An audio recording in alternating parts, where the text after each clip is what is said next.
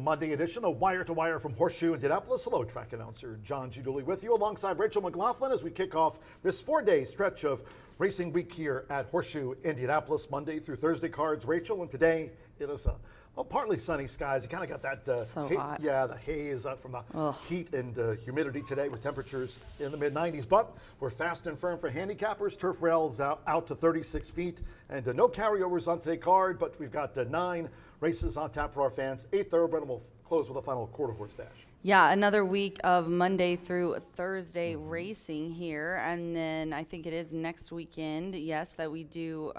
We don't race the 22nd this Saturday, but next Saturday, the 29th, we do have a quarter horse card, an all quarter horse card. Real excited about. So definitely happy about this good weather too, except it is really hot, but we've got lots of ice buckets, lots of hoses, and we're prepared. We are prepared, and for fans that might be going outside to watch a race live, do stay hydrated, and plenty of great spots there with the tent, of course, here in 2024, and that's perfect on days like today. Yeah, it is. That awning tent, as everyone's a huge fan of, it's amazing, and shade and comfortable seating under there for everyone to get out of the heat. For the official race day forecast, as Rachel mentioned, as we kick off this stretch of 4 days of racing here at Horseshoe Indianapolis. Fast and firm, let's check in with our friend from WRTV6. Great to hang out on the other night as we went into the weekend with Todd Clausen. Todd? Yeah. From Indy's streaming news leader, this is a WRTV update. Well, it's all about the heat and humidity here as we work our way throughout the course of this week. In fact, the heat could become pretty dangerous, especially as we get towards the end of the week. Highs today will be up into the mid-90s. Probably not the best time to be on the patio there outside having that margarita or maybe a cold beer. Water would be the better choice today. Not only are we going to be dealing with the high temperatures, the humidity is up as well. And heat index values this afternoon will be right around 100 degrees. So keep that in mind. As we go forward, temperatures tomorrow and Wednesday in the lower 90s, and then we're back into the mid-90s by the time we get to Thursday and Friday. All right, cheers. Todd Clausen at WRTV. He just denounced everything we said. Should have picked up Todd's tab the other day. Yeah, right? Todd always knows it's fun here at Horseshoe Indianapolis. And speaking of heating up, one thing for sure, a person heating up is jockey Fernando de la Cruz. He's now tied at the top of the jockey standings. We last raced here on Thursday. There was no live racing on Friday nor Saturday, and we were dark on Father's Day. Belated Happy Father's Day to those dads tuning in. But Fernando's been on a roll, and he's tied with Marcelino at the top. Yes, he is, and he tied for the winningest jockey as well? He's in front. He's in front now by a couple. So now the winningest jockey is Fernando de la Cruz, and he also is tied with 26. Marcelino right there. Alberto Burgos is right behind them with 23. Evan Roman riding wonderfully with 22, and then we jump down to 16 for Sammy. And another tight race with Gennaro and Klopp, just like last year. 22 for Gennaro, 17 for Klopp. Haran and Lauer are both tied with 10. And my girl, Michelle Elliott, in the top 5 with 9. She's got some in today that I think have a good shot. She's been on a good roll. She has been on a good roll last couple weeks. Definitely want to note her name. So yeah, these are the standings going into the week and the top names that you need to note while handicapping the races. One of the reasons about Fernando going into the lead as the all-time winningest jockey is the fact, and you see it right there, he's won 26 races this season. Rodney Prescott 5. Yep, there you go. Fernando de la Cruz sitting on top. We'll see how it goes. This is the early part of the meet. I feel like the shift kind of comes after Derby, if there is one. It's like it shifts a little bit because right now, Flo's coming in to ride today, and we've got jockeys. Jose Ortiz has been in, so we've got a lot of jockeys that have come from Kentucky, and I think after July it kind of switches up a little bit. And then, of course, they'll go to Ellis Park racing there, but we do get that influx of jockeys that join us here on whether it's Monday, Tuesday, Wednesday cards, sometimes depending on the calls that they have coming in from Louisville, or soon they'll be going to Ellis Park, and of course we're racing when they have the Kentucky or the Keeneland Fall meeting too. We'll be in action here. But Fernando de la Cruz, one of his winners the other day when we last raced on Thursday was on board Altazor for jockey Ignacio Correas, talking about having horses primed when they come off the bench. I mean, nobody better than Ignacio Correas, and he had this gray Altazor primed to run, and down the stretch he came. Altazor, one of those winners the other day for Fernando de la Cruz. Yeah, honestly, the track, I feel like on the grass, and I think we talked about this, the outside, especially, is this a sprint or this was a route, was it not? Yeah, outside going 2 turns, definitely. We'll see how it plays now that we've moved it to 36 feet, but also a nice price for that one, $820 for Fernando there. Yeah, and you look, 22.14, just over 44 for the half mile, and sub 110. And Aldazor was licking his chops to close into those splits, and that he did under jockey Fernando de la Cruz, who came back to win another one on the main track here on Thursday's card. This for Bob Gorham with a horse by the name of Just Be Quiet. Just be quiet, will you already? This one, an excellent ride here. The 6, you see the 7's on the inside and then the 6 coming up and just really dug in for it. Just Be Quiet, Bob Gorham. This another one, a nice upset. It was $7 for this one, and she just kind of drew away. So very nice win by Fernando, or double for Fernando on Thursday, our previous racing day. We had a 110-yard super sprint to close out the card on Thursday for the quarter horses. Speaking of winners, 5 for you. Brian Aragoni had the early pick 5 here on Thursday when we last raced, and the 50-cent late pick 5, by the way, paid over $10,000. Brian's early pick 5 ticket popped for just over $174, and Martha Clausen, she had that winner of the super sprint that lasted 6 seconds. Yeah, she did, and she was in Texas, I think, at Sam Houston this weekend, so I'm going to cover the quarter horse race for her today, but she'll be back with us on Tuesday, as we mentioned, Martha. Coming up this week, as we take a look, of course, we have all those contests, and I love this graphic. Cheers to the crew. Survivor kicks off the race week here at Horseshoe Indianapolis. That is today's contest, of course, every Monday. This is week 6, so don't forget, you have a chance today to pick up some cash and the $500 jackpot as we go through Survivor each and every week. And then as we go on to Tuesday, Exactamundo back this season. That'll be featured on races 3 through 8 tomorrow here at Horseshoe Indianapolis. By the way, this week, post time for these days at 2:10. Racing Rachel's Warriors always come out to play on Wednesdays. Wednesdays are for winning. Racing Rachel's Warriors, and this is available to those on-track players, Survivor, Exactamundo, and on Thursday, of course, Summer at the Shoe, this contest, all leading up to the big final in a couple of months' time. But Survivor, Exactamundo, Summer at the Shoe, they're also available to online players at horseshoeindycontest@gmail.com. Yeah, today for Survivor, just to give you an update, we have had multiple winners each week. New rule for the contest beginning today: if there are more than 5 winners, then a drawing will be held for the $500 jackpot. The rule remains: if there are no winners, then the $500 jackpot moves to next Monday's contest. Entries are available down at the OTB counter and available online as well. horseshoeindycontest@gmail.com. You have 5 horses. You can select 5 horses in the first contest race, 4, 3, 2, 1. The last contest race, that one horse you pick has to win for you to be eligible for it. So yeah, we've had so many winners lately that we will be having a drawing for the jackpot if more than 5 people win. As I mentioned, Racing Rachel's Warriors on Wednesday, that contest available to those players on track only. So too the fishing derby. Now you can fish from home, but you've got to be here to participate in the fishing derby. That's for sure. It's very popular here. So, and again, it's free to come join us, but get here early, about 20 minutes after the last race later this month on the 29th, around 4 p.m. As I mentioned, free and open to all ages, but it is limited to the first 150. So the spots go fast, and the top 3 fish by weight will share $600 in prize money. So we know a lot of people here, especially in town, looking forward to this on Saturday, June 29th. Yeah, we definitely have a big turnout for this, and people take it very seriously. So be sure to get here early, check out some quarter horse racing, and then sign up for the fishing derby Saturday, June 29th. Pete Aiello and Gabe Pruitt, they take their battle seriously, and we're putting them to the test here. Big test for the Battle of the Big Mouths. Who will it be? Pete Aiello, raise your hand. Gabe Pruitt, maybe you're in Gabe's corner. But they're going to throw it down on the turf course here with those standardbreds. Wow, talk about explosive 4th of July here. Gabe and Pete, Pete Aiello, Gabe, it's the Battle of the Big Mouths. Yeah, Pete's going to come in a couple days early, hang out. Me and Pete are going to go jog some horses over at Joe Putnam's farm or Markville, and Gabe will show up the morning of like the superstar he is, who can't be bothered to practice. So I'm sure Pete will beat his Butte again. See, No, that's I'm part sorry, of it, Gabe right? won last time, right? I mean, that's all part of it. I mean, it's like, Pete comes in here, Pete trains, and Gabe just takes off the shades when he arrives at the airport, gets in the limo, comes here, gets on the horse, and wins. Yeah, we could barely bother him usually. So definitely excited for those guys to be here. I want to get in on this. Next time it should be a 4-horse race, me, you, against Gabe and Pete. Well, we know who's winning that. Exactly, me.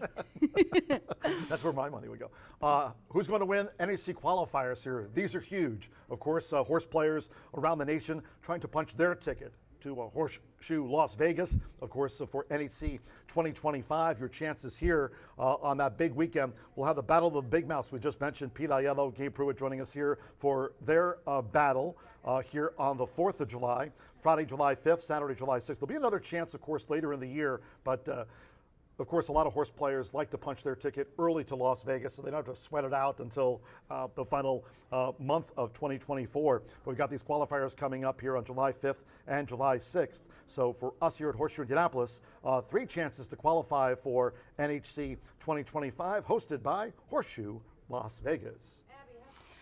Yeah, we're definitely excited to be partnered with them and host it at our Las Vegas location, and hopefully I'll get invited back again this year for the NHC in March of 2025, but definitely want to visit our qualifiers, which is going to lead up to our big date, the Indiana Derby, July 6th. Call Beth.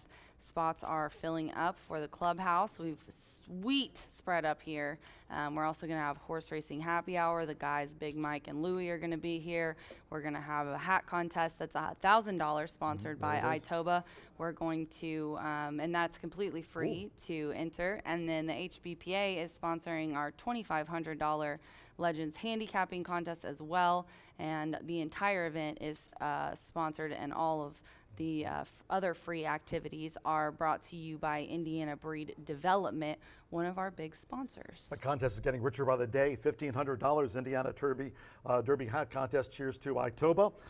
You can also follow them at itoba.com. But the great sponsors there, the Indiana Thoroughbred Breeders, Owners and Breeders Association, doing great work, including that pot for the Indiana Derby hat contest at $1,500. Speaking of terrific, our sponsors here in 2024, we appreciate you. Brown Forman, Tequila Erador Corbel, Indiana Breed Development. We mentioned iToba. Cheers to Breed Development, and also our sponsor for the Winner's Circle this year, that is Murphy Trailer Sales. Great job, Racing Rachel, getting them on board here in 2024. You can contact them at the number shown on your screen, and our tote board sponsor, B&H Electric and Supply. Cheers to them. B&H Electric and Supply with locations throughout Indiana. You can follow them on the web at bh-electric.com. Social media-wise, we've got you covered here. Not only your personalities at the track, you can follow me at John G. Dooley. Had a blast this weekend downtown with the USA Swimming, the Olympic trials, bringing a lot of people to town. Caitlin Clark, of course, put it to Angel Reese in Chicago yesterday, so a lot of Caitlin Clark fans around. You can follow Racing Rachel on X, on IG. Brian Aragoni, we mentioned, he took down that 50-cent early pick 5 here when we last raced on Thursday for $150 and more. 174.80 was that early pick 5 pop. And Martha Clausen, Rachel will be talking about the quarter horse dash today, but Martha went 1 for 1 after picking that winner here. AJK Forgiven has become a master of those super sprint distances, 110 yards, so keep your eyes on AJK Forgiven, and after school when they square off again, maybe another super sprint. And track-wise, we got you covered there too. They're on X, on IG, and on YouTube. Subscribe to our channel.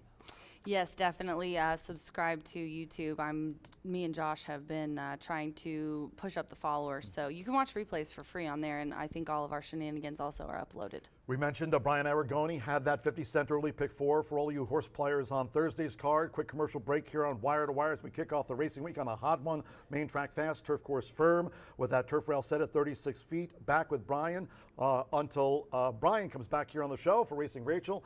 And yours truly, we're done. Have fun. Bye for now. Be next.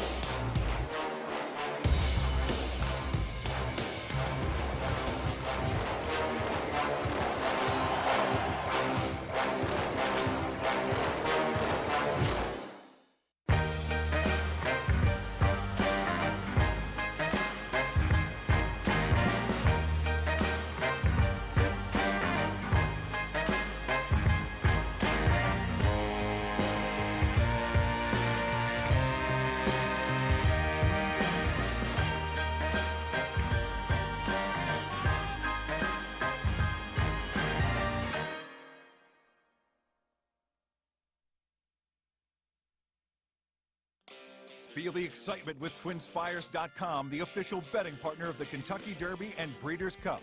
With TwinSpires.com, place legal wagers and watch live horse racing wherever you are on any device. Sign up, play, and win today. New players use promo code FREE100 on sign up to start your $100 bonus. With TwinSpires.com, you can bet on horse racing. Get the TwinSpires.com app to receive special offers and the most up-to-date information. Terms and conditions apply. Void where prohibited. Please wager responsibly.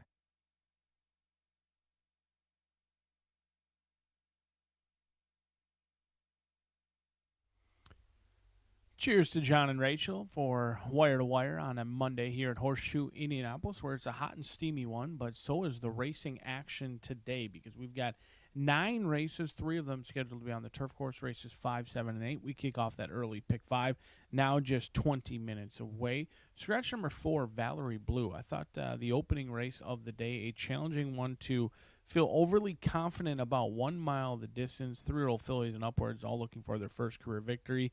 Baytown Kitty Cat down on the inside has taken action throughout.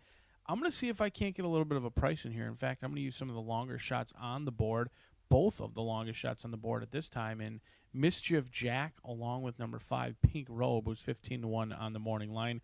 Ricky Short owns and trains. I do think it's interesting that a trainer who doesn't send too many to the starting gates draws the eye of our leading rider right now, or co-leading rider in Fernando de la Cruz, who's been red hot. I think Pink Robe has some races that would certainly fit in here. The fitness may be a question off of the long layoff. Can Ricky Short have this one cranked and ready to go? I also found it somewhat intriguing versus a bad sign that this horse only shows one work. One work in the morning off of a long layoff. Hasn't been seen since March. 3 months, one work. And you draw the eye of our leading rider. You've got my attention. We'll see how it plays out. Wicked Beautiful horse I'm going to use as well. Turf to Dirt gets class relief today. The ultimate class drop in here, Maiden special weight down to Maiden claiming for the first time. But all the money's come in on Beautiful Mandate, 3-2. Same Bermuda as Mike Maker. You've got a Hall of Fame trainer who's shipping from Churchill. John certainly expect that one to take action. I just this was the race truly in race number 1. We kick off today's early pick 4 with 1 mile. We'll bump up the class level in here, keep the distance the same. 1 mile Maiden special weight level in this spot. 1, 5, and 7 in this spot. Do note that number 3, Red Shaheen, was my top selection. I had that one right on top. I thought it was a great race for a firster to step up and run big. Was a big 4-star play based on Horse Racing Nation as well, and that one comes out. So we'll go 1, 5, 7 in race number 2. No super strong opinions in this spot. Ragtree 2-1. I'm not sure that one, or convinced that one really wants to go this far, even though the late running style worked going 5 furlongs in the slop. Not sure if they were passing tired horses. There's really nothing, at least on the bottom, that would suggest breeding for your morning line favorite. Baytown Shinjuku is a horse who I forgave the last 2 starts. They weren't bad by any means, but they also weren't great. The horse has been training well in the morning. I think the 2-year-old filly by First Samurai might appreciate 2 turns today. 1, 5, and 7 for me as we kick off the early pick 4 in race number 2. Race number 3 will crown more maidens. The first 3 races of the day will be crowning some maidens today, and they'll head off into the non-winners of 2 condition. We're going to spread out in here 1, 3, 5, and 6. 6J Starlet is a horse that you could probably justify singling. I don't love when they go for a layoff and then they come back at the claiming ranks. I do appreciate the class relief in here from Maiden special weight down to Maiden claiming. A horse that I have on top but not confident enough to truly feel like there's a single there. Did take some time to get to the racetrack. Hasn't been seen since August. Didn't run in September, October, or November. And then also took 2 months on the front end this year to get to the racetrack and returns for a tag. There's no doubt about it. 6J Starlet, worst race of her career, probably wins this race, but I'm not convinced, at least so far, or at least yet, that she can duplicate what she did at 3. So 1, 3, 5, and 6 in there, but no doubt about it. She is strictly the horse to beat off the layoff. Race number 4, mile and a 16th in here, $5,000 claimers. Plenty of route races. If those fit your fancy, you'll get plenty of opportunities today. Also kicks off the late fire 5, a mile and a 16th. Computers everywhere Love Rendalo. I thought it was a flat effort last time for Gennaro Garcia, and Rendalo, Marcelino Pedroza Jr. Continues to get the mount, a horse who loves to win. 7 for 33. 2 of those victories have come at this distance and at this racetrack. I just love the way Gold Buckle ran last time for John Herron.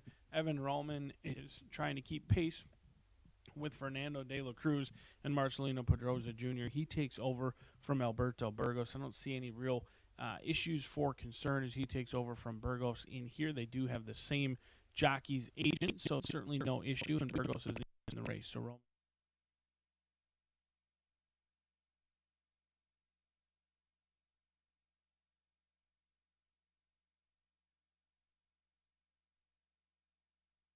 6 lengths from that April 23rd race on Rondelo because they had no effort for Rondelo that day. I'm hopeful that the results will be reversed today. We'll step on that turf course for the first time in race number 5. Firm turf course, as hopefully we can stay on a firm turf course all week long. We're going to spread out. This is a tough race. Allowance group for Indiana breds in here. I've got little faith in any of the selections in here, and I think it's a wide open race. We're going to spread out in that Horseshoe hat trick, as well as the late fire 5 in race number 5, but certainly plenty of action. We've got some big fields, some good turf races, a quarter horse race in race number 9 that Miss Martha will take you through, a 300-yard dash, and we are 15 minutes away from the opener, and hopefully we kick off your week the right way. Horse racing on a Monday. You got to love it. Good luck.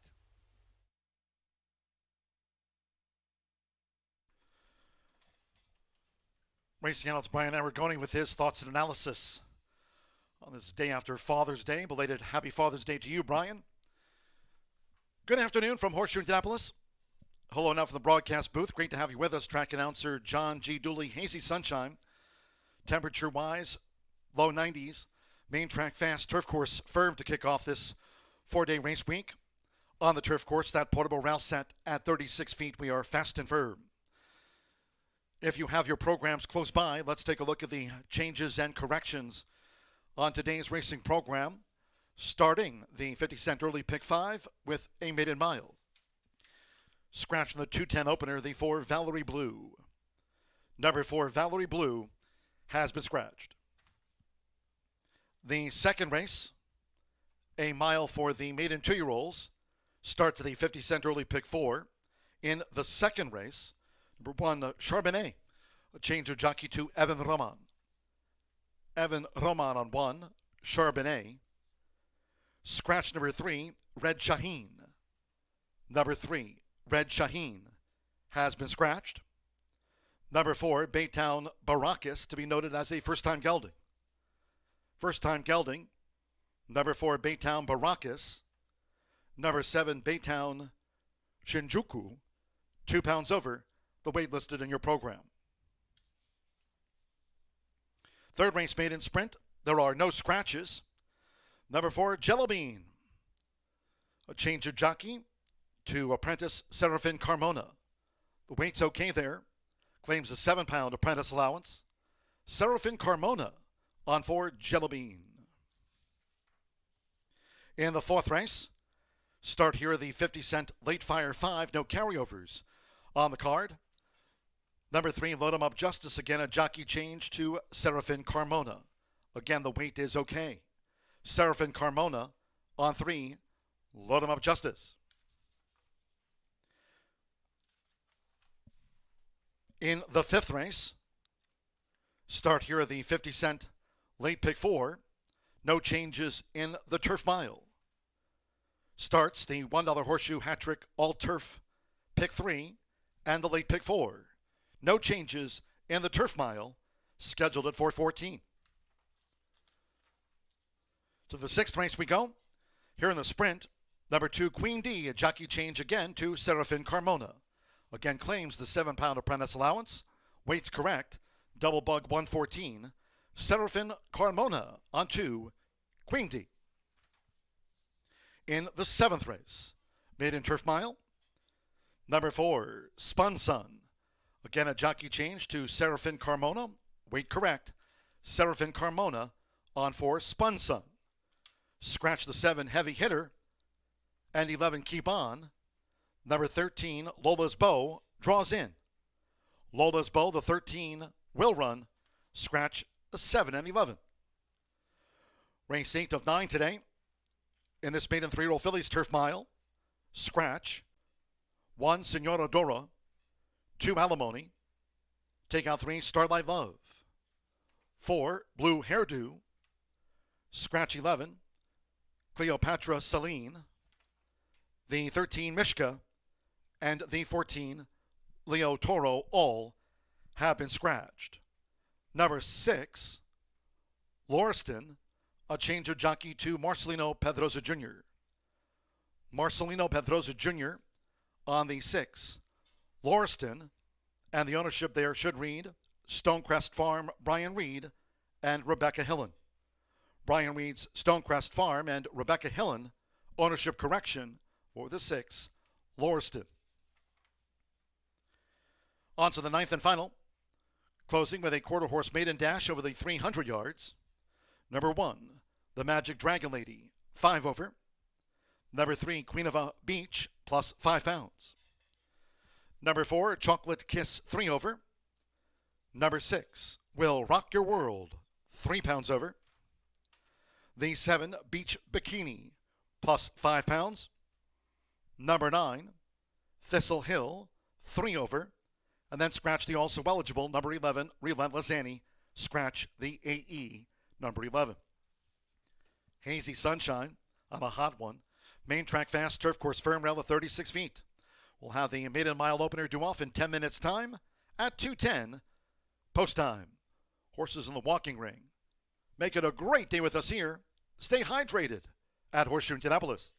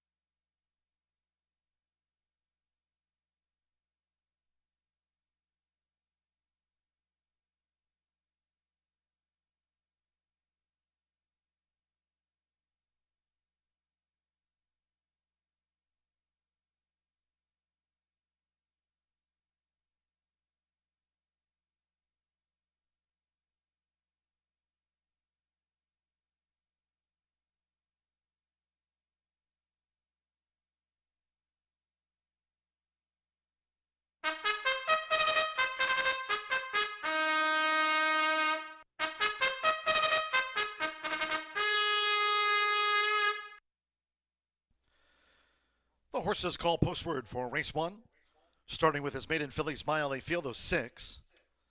Scratch number 4, Valerie Blue. Number 4, Valerie Blue, has been scratched. The mile features exacta, trifecta, superfecta. Double pick 3 starts at the 50-cent early pick 5. Main track fast, turf course firm, and the route set at 36 feet this race week, fast and firm.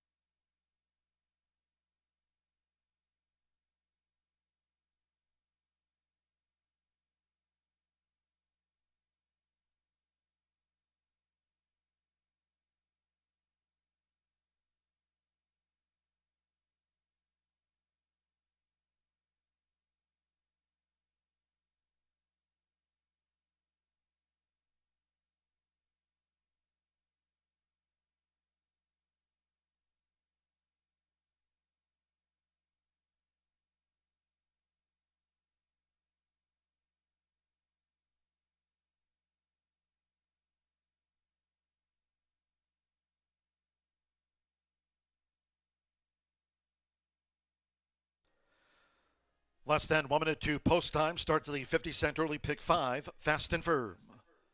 Less than 1 minute.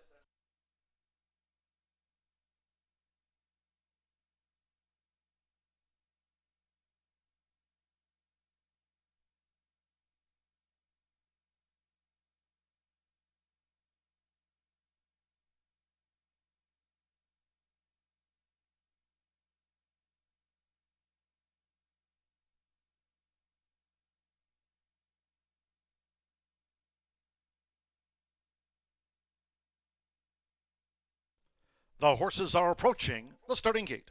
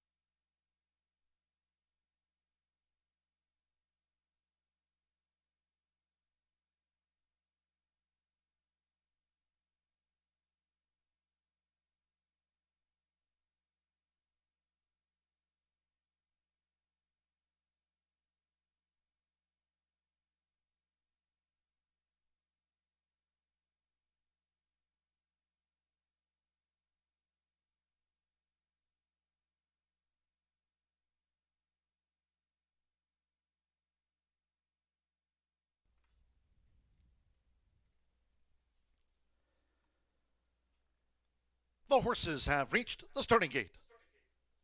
It is now post time.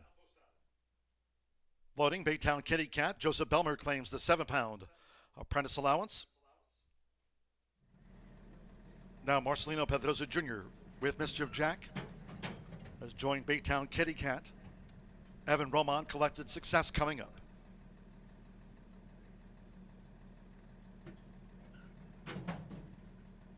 Fernando de la Cruz with 15 times started Pink Robe, given a 10-1 chance in the mile.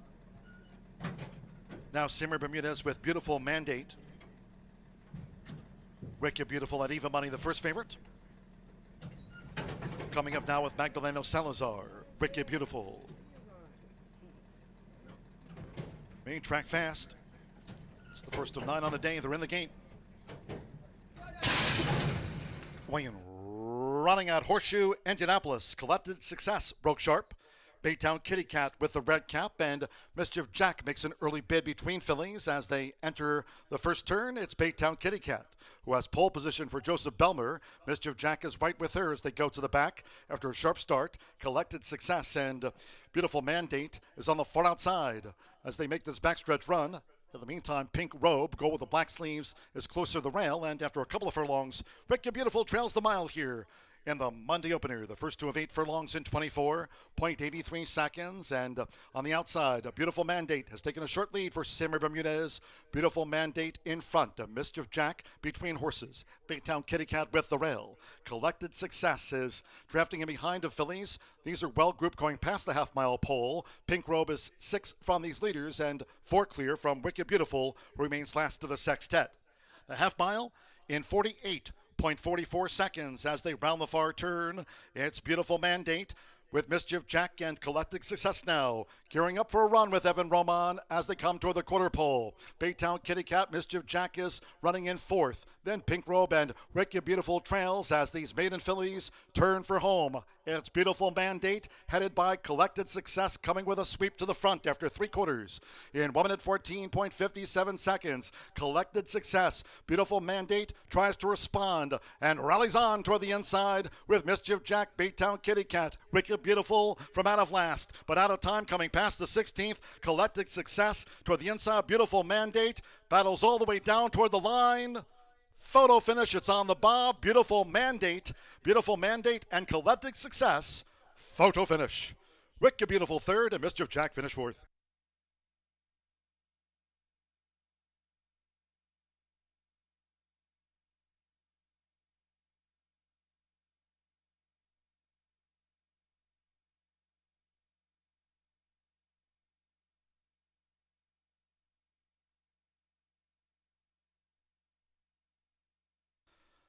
$142.37 after the maiden mile. It is a photo finish. Hold all tickets.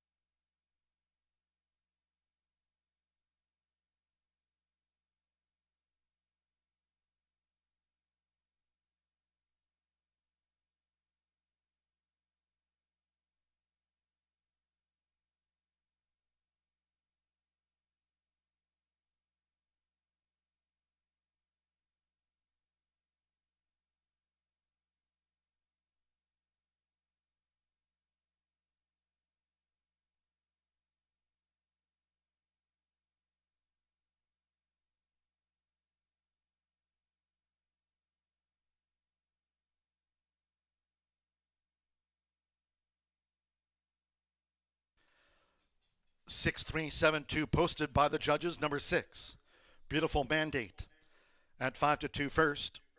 1 on the bob. 3 Collected Success at 9-1 just missed. Number 7, Wicked Beautiful at even money. Favorite 3rd after the mile, and the 2, Mischief Jack 4th. 6-3, 7-2.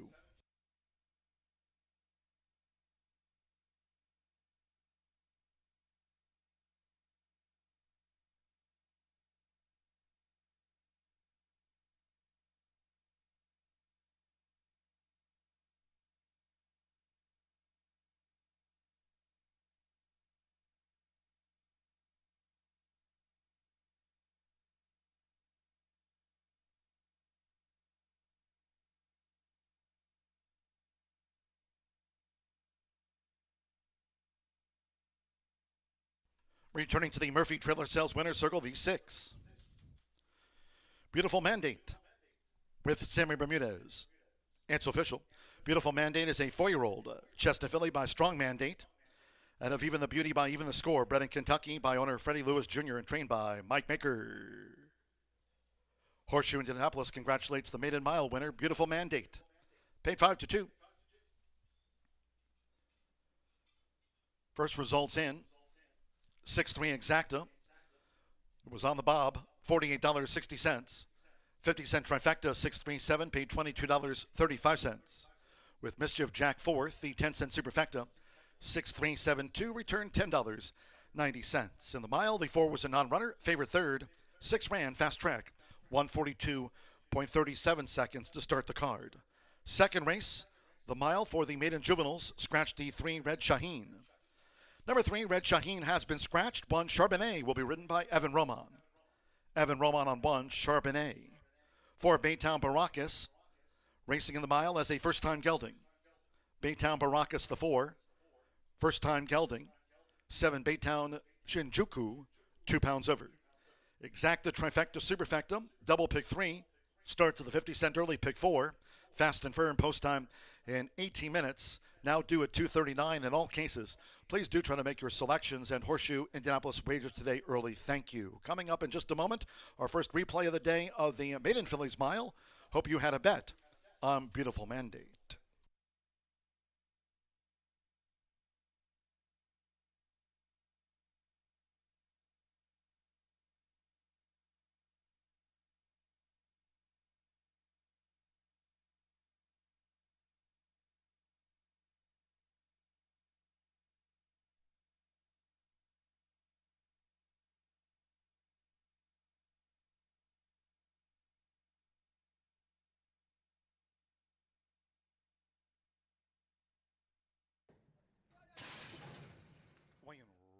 Running out Horseshoe Indianapolis, Collected Success broke sharp. Baytown Kitty Cat with the red cap, and Mischief Jack makes an early bid between fillies as they enter the first turn. It's Baytown Kitty Cat, who has pole position for Joseph Belmer. Mischief Jack is right with her as they go to the back after a sharp start. Collected Success and Beautiful Mandate is on the far outside as they make this backstretch run. In the meantime, Pink Robe, go with the black sleeves, is closer to the rail, and after a couple of furlongs, Wicked Beautiful trails the mile here in the Monday opener. The first 2 of 8 furlongs in 24.83 seconds, and on the outside, a Beautiful Mandate has taken a short lead for Sammy Bermudez. Beautiful Mandate in front, a Mischief Jack between horses. Baytown Kitty Cat with the rail. Collected Success is drafting in behind of fillies. These are well grouped going past the half-mile pole. Pink Robe is 6 from these leaders, and 4 clear from Wicked Beautiful, who remains last to the sextet.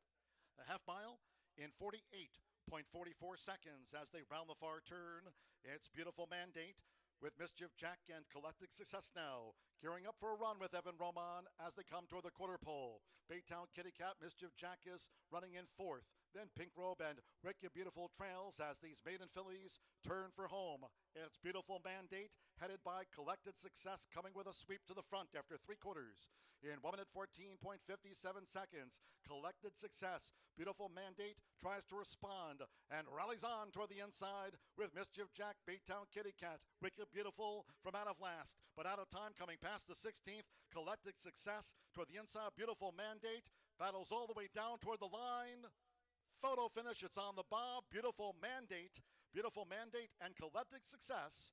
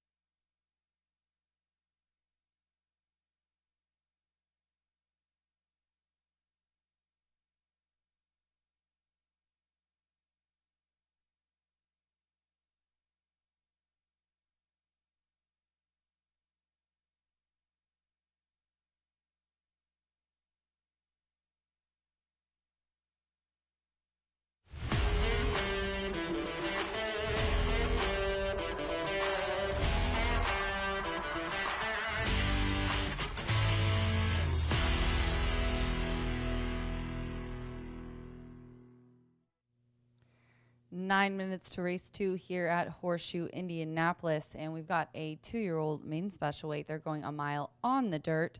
The 3 red Shaheen is out, and I'm going to go with the rail here, 4-5 favorite, and that is Charbonnet. This one is a 2-year-old colt by Mineshaft, and Evan Roman is aboard. Jockey change there from Edgar Morales. Roman is riding really well in the top 3 behind Marcelino and Fernando. This is a 2-year-old colt by Mineshaft, as I said, and Mineshaft, obviously a router, won many races going 2 turns. And this one has none of the horses in this field have ran 2-turn distance yet.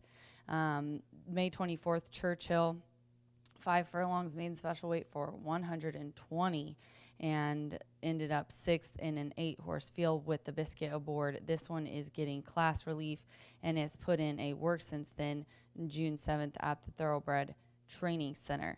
I'm going to go next to the 5 at 5-2. And that is Ragtree.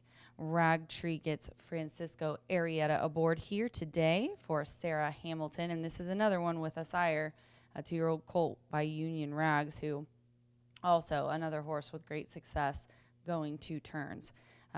Very similar, May 26th at Churchill. Actually caught a sloppy track that day going 5 furlongs in a maiden special weight for $92,000. And ended up getting away last.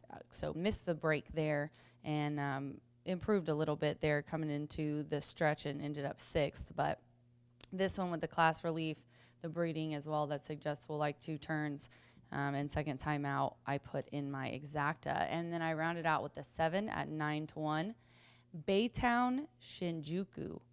Joe Bielmir is aboard here. This is actually a 2-year-old filly. So we've got a lady in here going up against the boys. 2-year-old filly by First Samurai. Another sire that won greatly at 2 turns.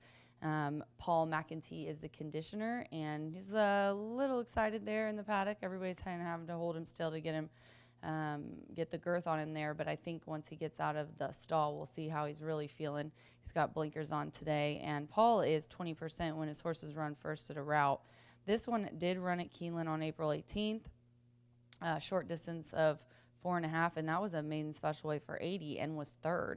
And then at Churchill on May 10th, a $92,000 maiden, also missed the break in there, so you can kind of draw a line through that. That 3rd place finish, though, interests me a lot on April 18th, and this one has put in a couple of nice works leading into this race, May 30th at Keeneland and June 8th at Keeneland as well. So I have 157 going on the sire routing angle, I guess, with a whole group of horses who have never gone 2 turns before. Evan Roman is on the 1, again, as changes go. The 3 is out, and I didn't mention the 4 is listed as a colt in the program, and Baytown Baracus is actually a gelding. I'm going to go 157 here in our 2nd race. Good luck.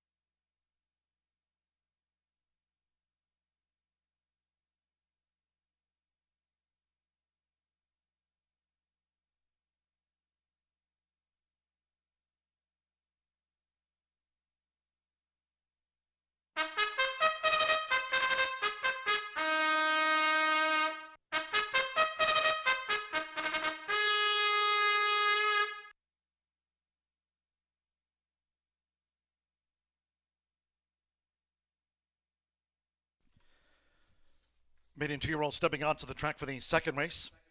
This race will be run at 1 mile, a field of 6. Scratch number 3, Red Shaheen. Scratch the 3. Number 1, Charbonnet, the jockey, Evan Roman. Riding 1, Charbonnet, Evan Roman. 4, Baytown Baracus is a first-time gelding. Baytown Baracus the 4, first-time gelding. 7, Baytown Shinjuku, 2 pounds over. Exacta, trifecta, superfecta. Double pick 3 and start to the early pick 4. Fast and firm if you're just joining.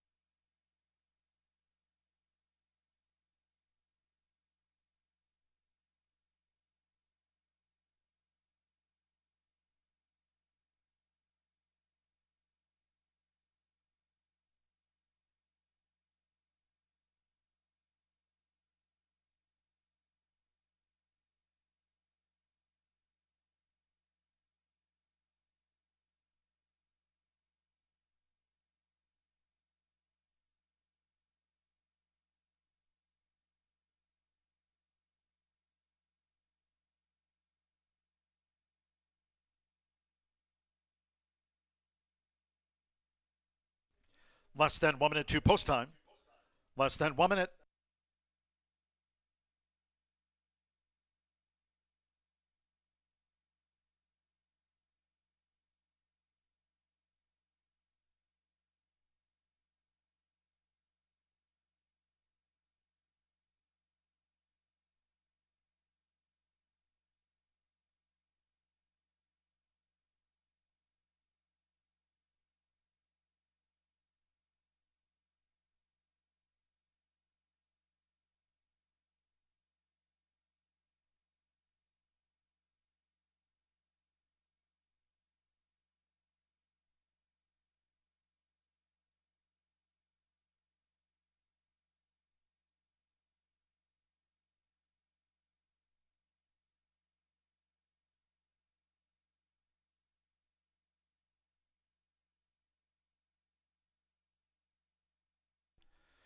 The horses are approaching the starting gate.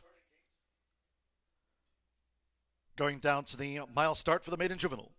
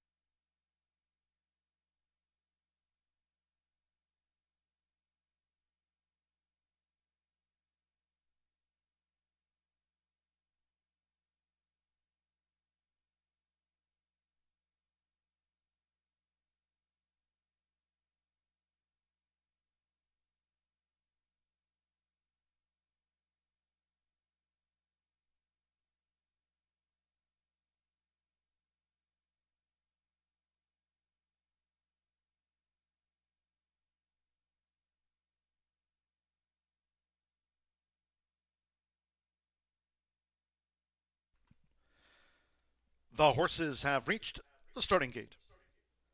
It is now post time.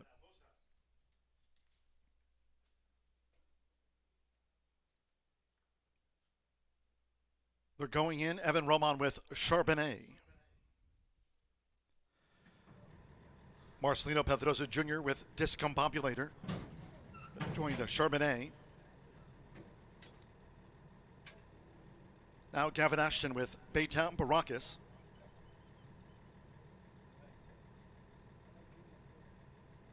Francisco Arrieta, Ragtree, Eva Money.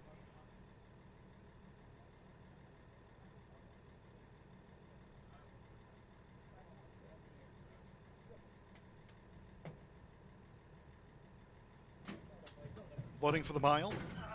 15-1, Baytown Baracus has joined Discombobulator and Charbonnet. Now Ragtree, Eva Money, Ragtree. Couple them back.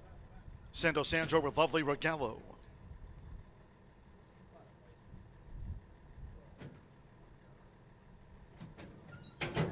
One more, Joseph Belmer with Baytown Shinjuku. Like Baytown Baracus, both here in the mile for Paul McEntee. Even Money Ragtree, seconds of the day.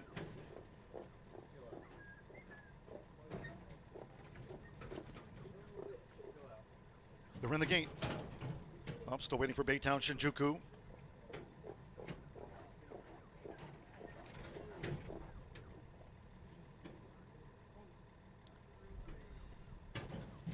Seven to 1, Baytown Shinjuku. And they're off, and Baytown Shinjuku broke a beat slow and outward. Fast start for Charbonnet toward the inside, along with Lovely Regalo as they make their way into the first turn. It's Lovely Regalo on the black cap, and nearest the inside, Charbonnet with just inside 7 furlongs to go. So with the rail for Evan Roman, it's Charbonnet, who leads a close-up Lovely Regalo, Baytown Shinjuku in the 3-path after breaking outward at the mile start. And then comes Ragtree with toward the inside Discombobulator while racing 2 clear from Baytown Baracus, who's dropped back to 6th and last. The opening quarter in 23.47 seconds. Charbonnet leads the Maiden Juvenile Mile. For the run to the half-mile pole, Charbonnet with Lovely Regalo staying close. Baytown Shinjuku, in the meantime, is covering a lot of ground. Discombobulator making a bid with the rail, while 2 clear from Ragtree, who's being asked to pick up now with inside 4 furlongs to go by Francisco Arrieta, and on the outside, Baytown Baracus. Half mile for Charbonnet, tracked by Lovely Regalo, 47.71 seconds. Around the far turn they go. It's Charbonnet, who leads with the rail 3/4 length to Lovely Regalo, who's being asked to raise an effort now. Baytown Shinjuku on the far outside as they come past the quarter pole. Then toward the inside, Discombobulator. 4 lengths off the leader, Charbonnet. Charbonnet spins them in. Ragtree and Baytown Baracus, it's Charbonnet who leads the way after 3/4.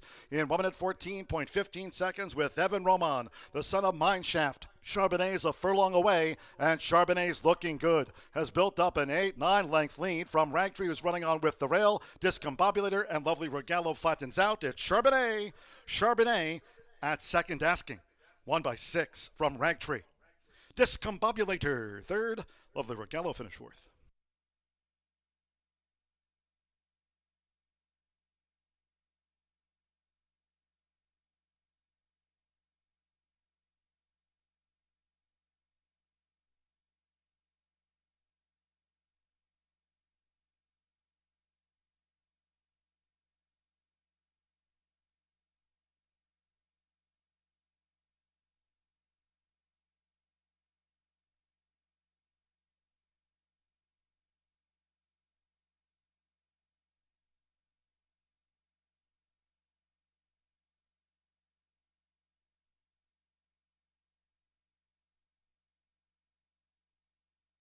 .141.39 after the mile.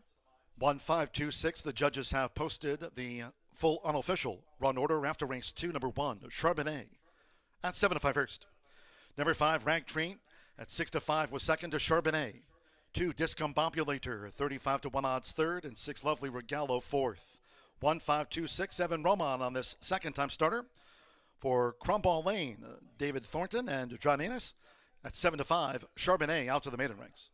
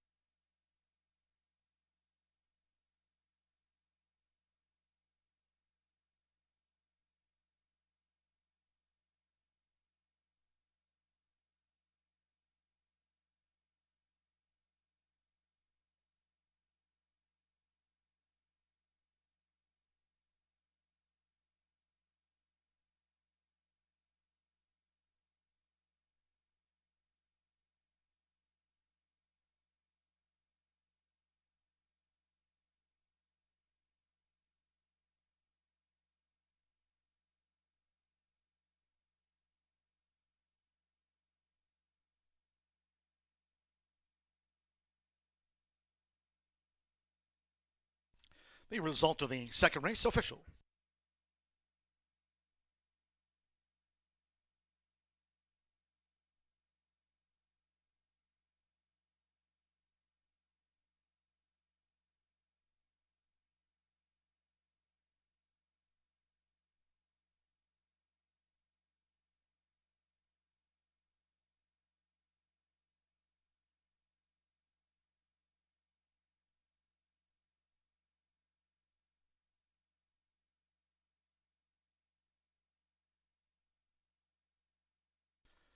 Returning to the Murphy Trailer Sales Winner's Circle, the one Charbonnet with Evan Roman. Charbonnet is a 2-year-old bay colt by Mineshaft. Out of the Painter Mare, Bootsy's Had Enough. Bred in Kentucky by Lynn Cash, Bill Helwig, and owner David Thornton's Crumball Lane, John Annis Trains. Horseshoe Indianapolis congratulates the winning connections of Charbonnet. Led the way in the maiden mile, paid 7-5. 1-5 exacta, $10.60. 50-cent trifecta, 152, $25.15. 6-1 the opening double, combining Beautiful Mandate with Charbonnet, $22.20. And with Lovely Regalo fourth, the 10-cent superfecta, 152.6 paid $12.92. 141.39. Third race, our first sprint on the card. There are no scratches. Number 4, Jello Bean. Make the jockey Serafin Carmona. Claims the 7-pound apprentice allowance. Rode this winter at the fairgrounds. Serafin Carmona claims the 7 pounds. Rides the 4, Jello Bean. Weight correct. Exacta, trifecta, superfecta, double pick 3. Post time will be at 3:09.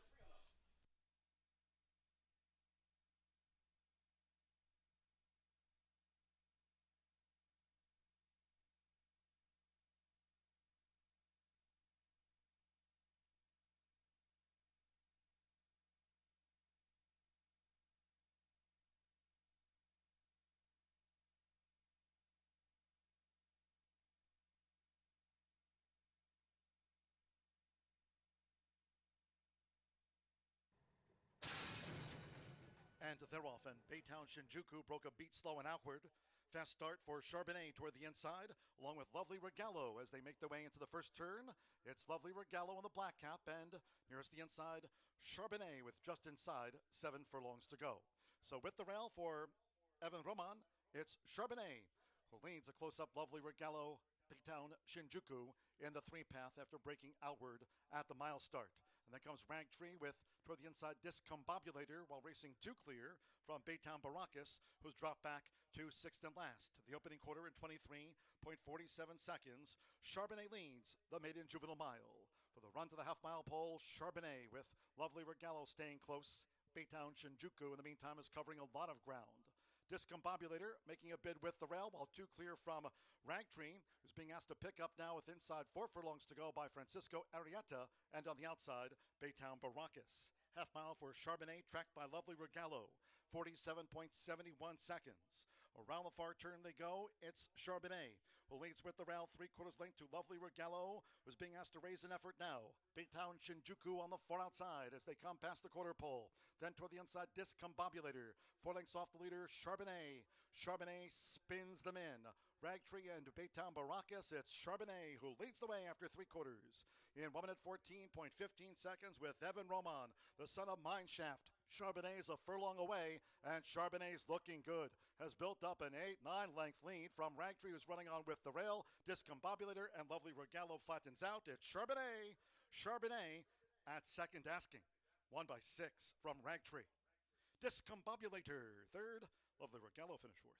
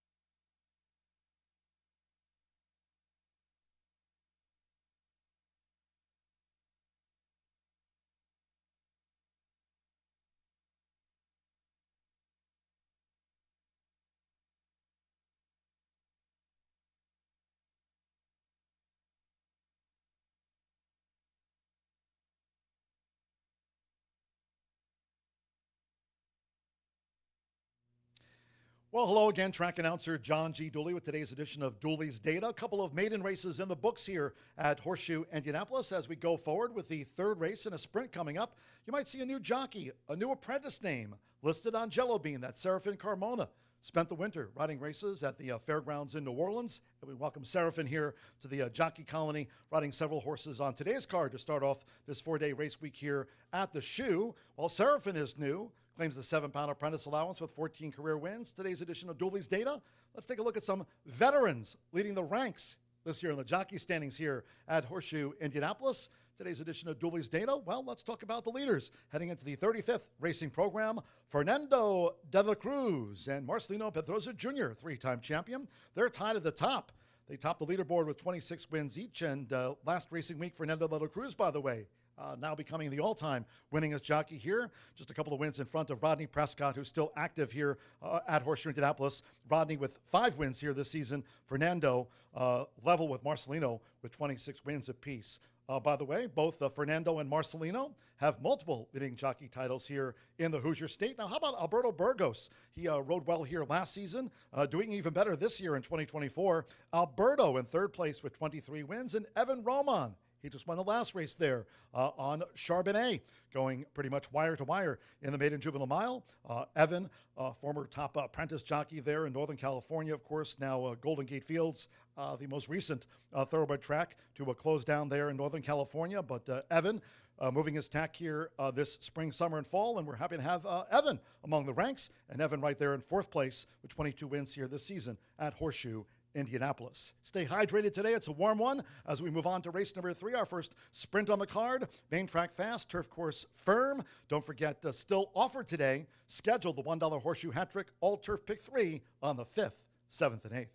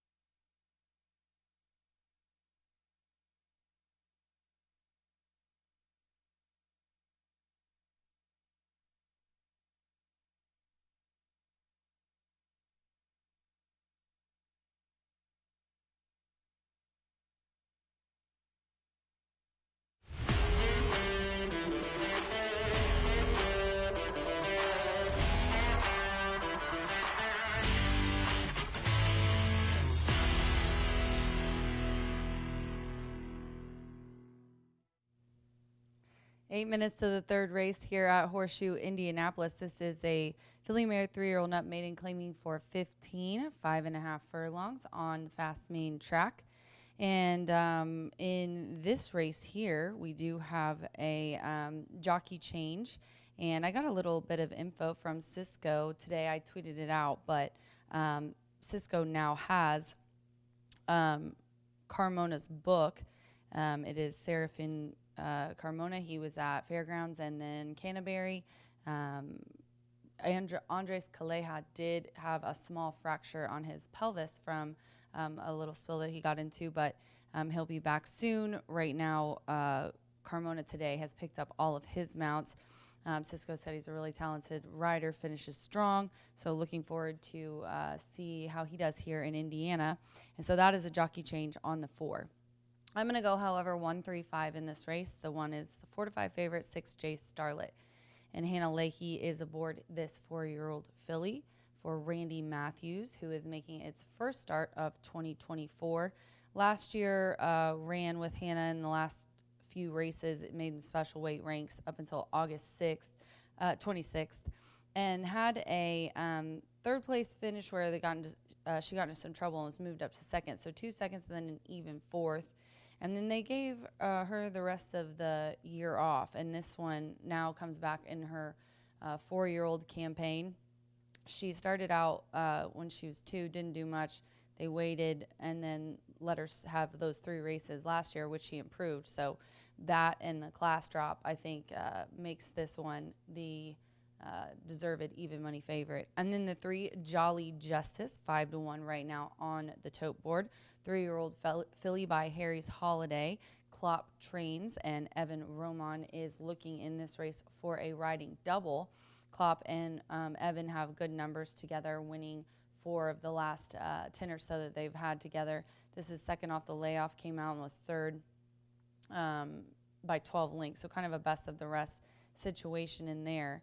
Same, who is my next pick, was in that race, ended up beating Jolly Justice, but this one has dropped down into maiden claiming last time and is in the same class here today, and I put in my exacta spot.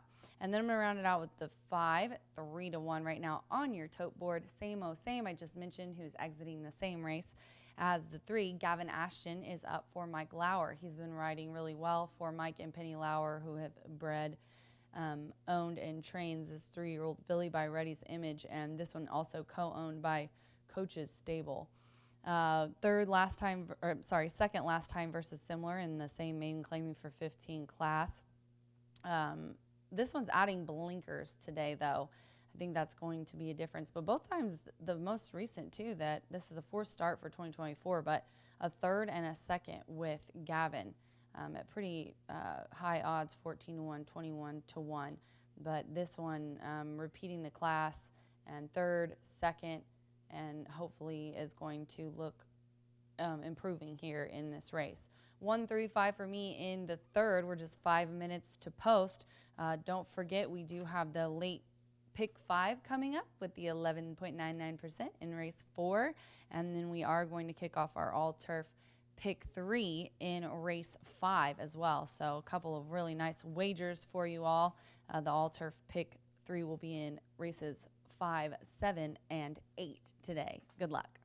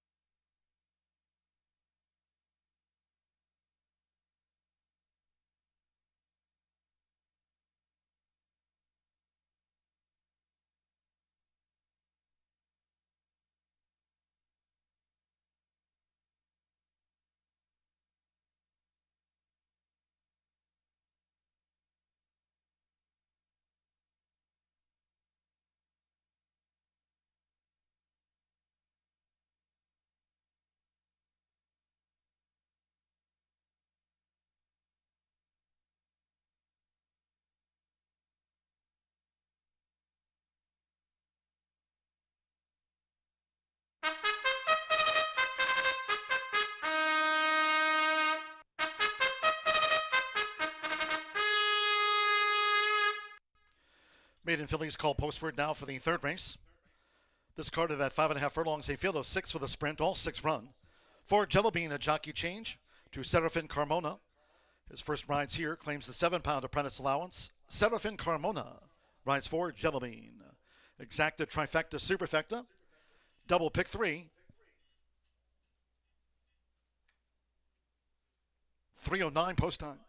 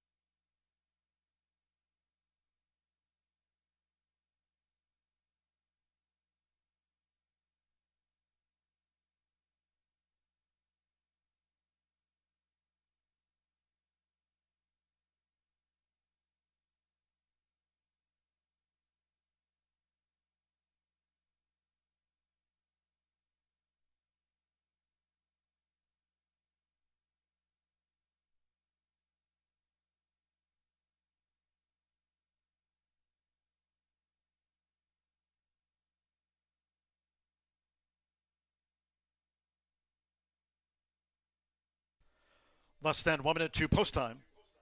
Less than 1 minute.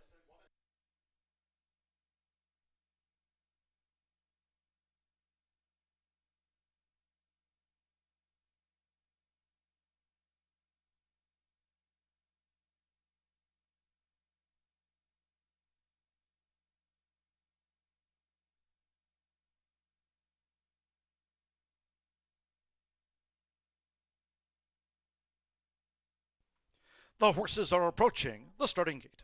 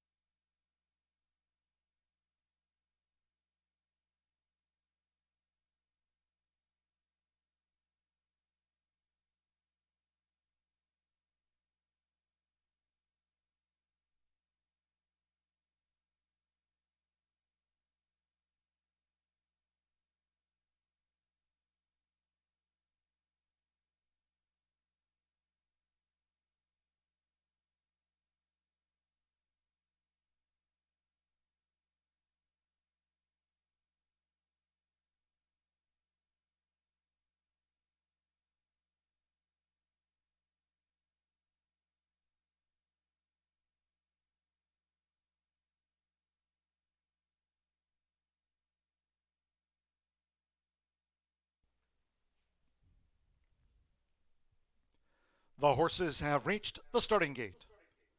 It is now post time. They're going in. Hanalehi with 6J Starlet.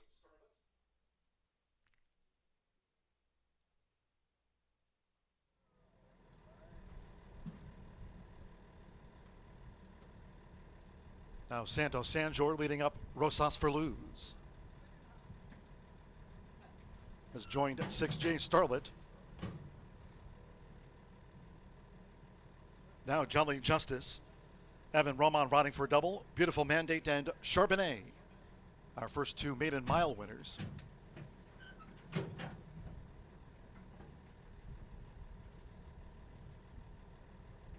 Now 2 to 5 on 6J Starlet.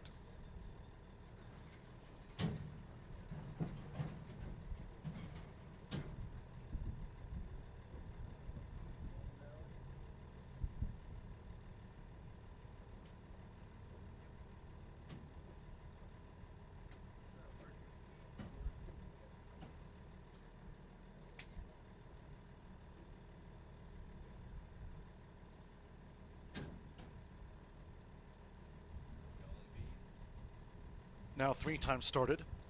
Jello Bean. 24 to 1 on Jello Bean.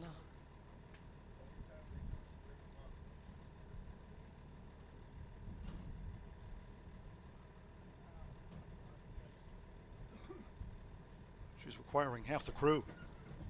Jello Bean. Serafin Carmona claims the 7-pound apprentice allowance with 14 career wins. Jello Beans in. Gavin Ashton with Samo went in okay. One more. Rodney Prescott with 20 started. She's no king. At 5.5 furlongs. 2 to 5. 6J Starlet. 7 to 1. She's no king. They're in the gate.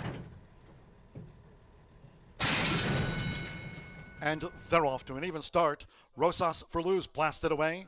Quickly headed by 6J Starlet, who's made a dash now for Hannah Leahy to take a short lead. 6J Starlet and Rosas for Luz staying right with her. In the meantime, getting position for Rodney Prescott. She's no Kate, and the Yellow Silks will track them from third past the half-mile pole. Samo in the white cap with toward the inside Jolly Justice, and Jello Bean trails the Maiden Fillies sprint as they enter the far turn. 6J Starlet has locked horns with Rosas for Luz. They battle through a quarter in 22.55 seconds with She's No Kate tracking them from third and getting a good toe into this battle. 6J Starlet and Rosas for Luz head-to-head at the quarter pole. She's No Kate closing in. Then Samo straightens away in fourth while clear of Jolly Justice, and Jello Bean heads her turn for home. And here comes She's No Kate, who's pouncing on them.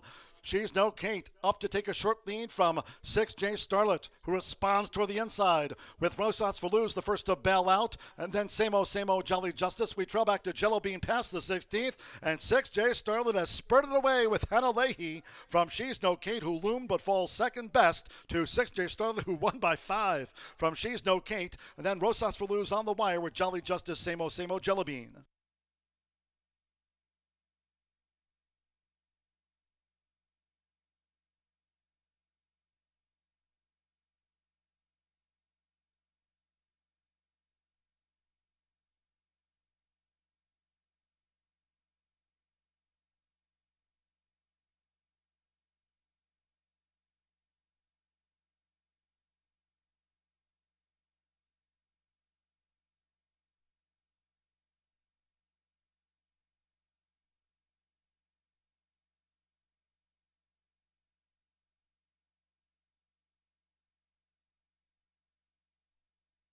.107.66 after the maiden. 1-6 and then a show photo. 1-6 Starlet at 2 to 5 first. 6 She's No Kate at 7 to 1 the runner-up. The judges have called for a show photo after the running of race 3. Hannah Leahy gets the 2 to 5 favorite home for Randy Matthews. 6J Racehorses LLC of Jeff Shoemaker. Number 2 Rosas for Luz at 10 to 1 was third. And number 3, Jolly Justice at 5 to 1 fourth. 1-6-2-3, 6J Starlet has beaten home She's No Kate, Rosas for Luz, and Jolly Justice.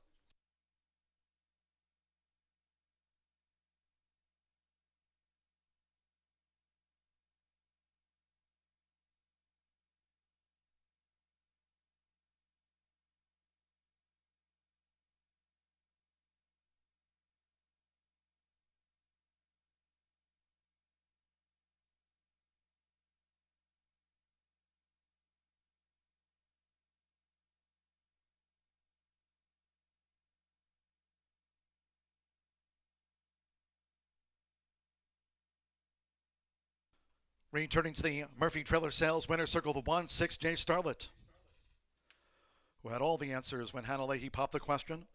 6 Starlet is a 4-year-old dark bay brown filly by Mondavi.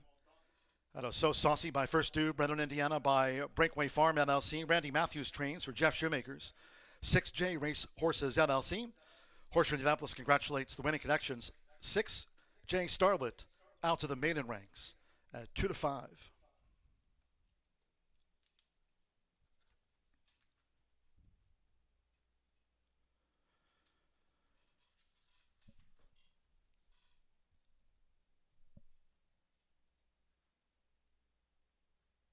The 6-1-1 50-cent pick 3 paid $9.25. 1-6 exacta $13.20. 50-cent trifecta 1-6-2 $18.40. 1-1 double and even $9 in the 10-cent superfecta. 1-6-2-3 returned $10.57. In the maiden filly sprint, favorite first, all 6 ran 107.66 seconds. In the 4th race, there are no scratches.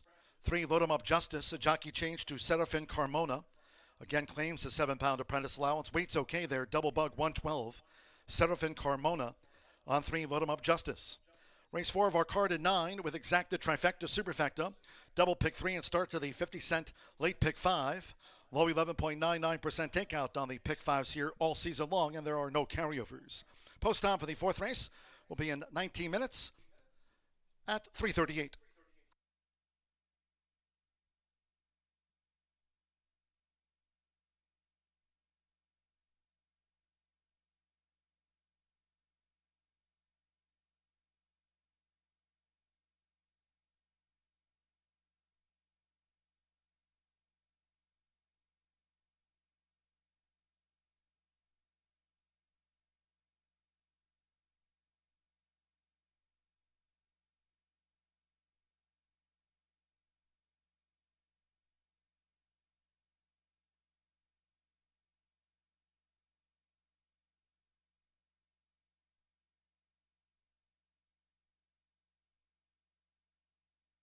J Starlet, who's made a dash now for Hannah Leahy to take a short lead. 6J Starlet and Rosas Verlou staying right with her. In the meantime, getting position for Rodney Prescott. She's No Kate, and the Yellow Silks will track them from 3rd past the half-mile pole. Samo in the white cap with toward the inside Jolly Justice, and Jellybean trails the maiden filly sprint as they enter the far turn. 6J Starlet is locked horns with Rosas Verlou. They battle through a quarter in 22.55 seconds, with She's No Kate tracking them from 3rd and getting a good toe into this battle. 6J Starlet and Rosas Verlou head-to-head at the quarter pole. She's No Kate closing in. Then Samo straightens away in 4th, while clear of Jolly Justice, and Jellybean heads her turn for home. And here comes She's No Kate, who's pouncing on them. She's No Kate up to take a short lead from 6J Starlet, who responds toward the inside with Rosas Verlou the first to bail out, and then Samo Jolly Justice. We trail back to Jellybean past the 16th, and 6J Starlet has spurted away with Hannah Leahy from She's No Kate, who loomed but falls second best to 6J Starlet, who won by 5 from She's No Kate, and then Rosas Verlou on the wire with Jolly.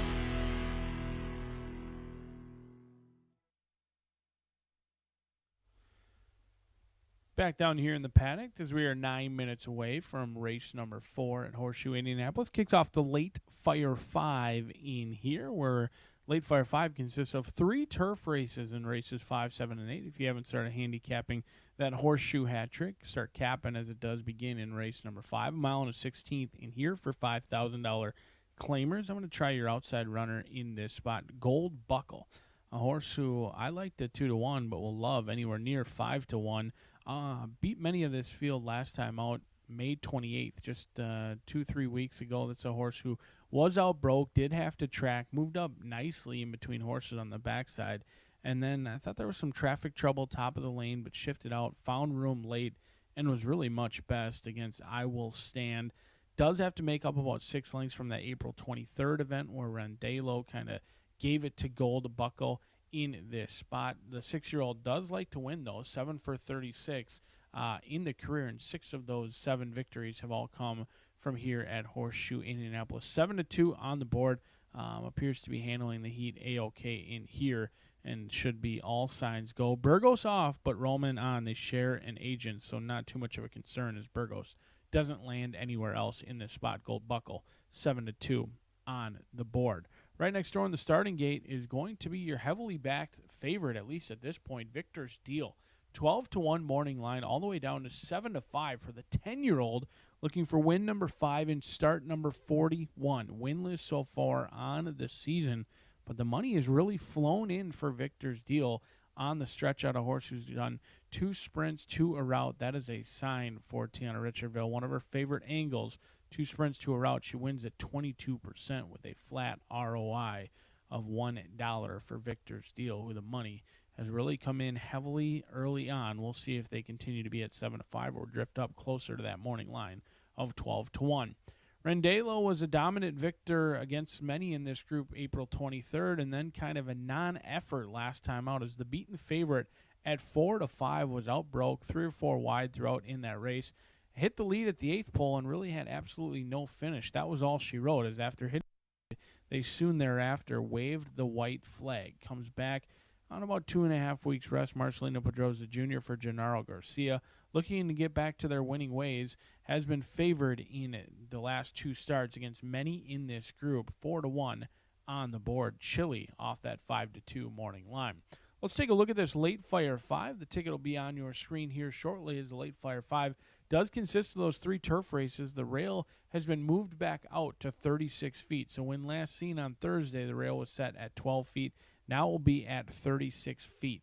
I thought the traffic trouble that Golden Buckle overcame was legitimate last time out. This is going to be a single for me off that 2-1 morning line. Currently Chile at 4-1, but does have 6 victories here locally. I think Roman fits this horse great. I love the post position, and I am going to single right off the bat in here. If we can get it home, great. If not, we'll be starting again in the late pick 4, race number 5, which kicks off the Horseshoe hat trick. This is a spread race for me, as Indiana breds on the turf usually indicates a race that you may want to spread out, and I will do just that in race number 5.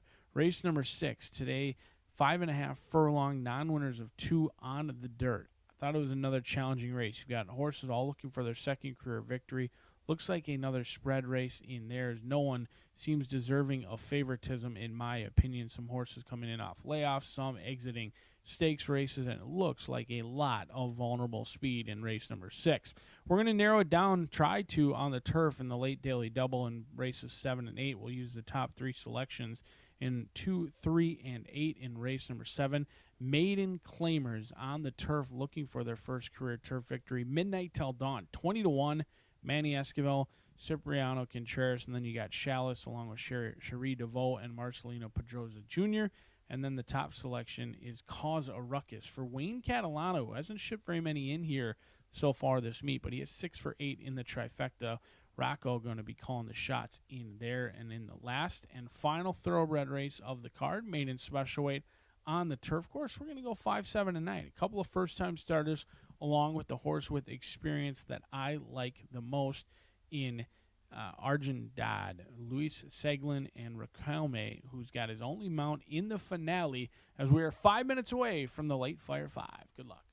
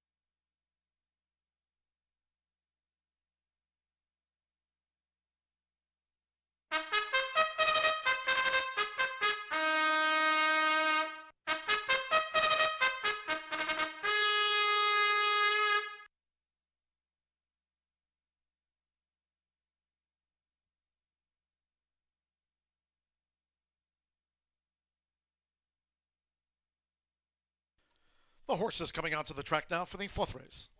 This carded at a mile and a 16th, a field of 7. No scratches. Number 3, loading up Justice, a jockey change to Serafin Carmona. Claims the 7 pounds. Weight's okay there. Double bug 112, Serafin Carmona. Riding 3, load 'em up Justice.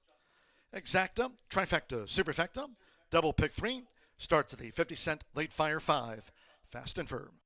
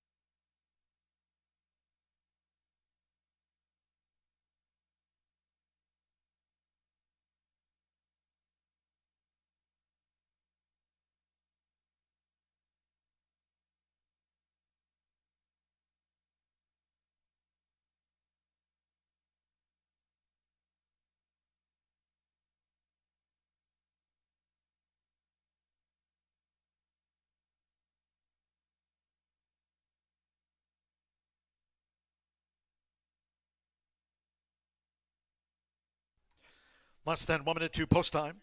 Starts at the 50-cent late fire 5. Less than 1 minute.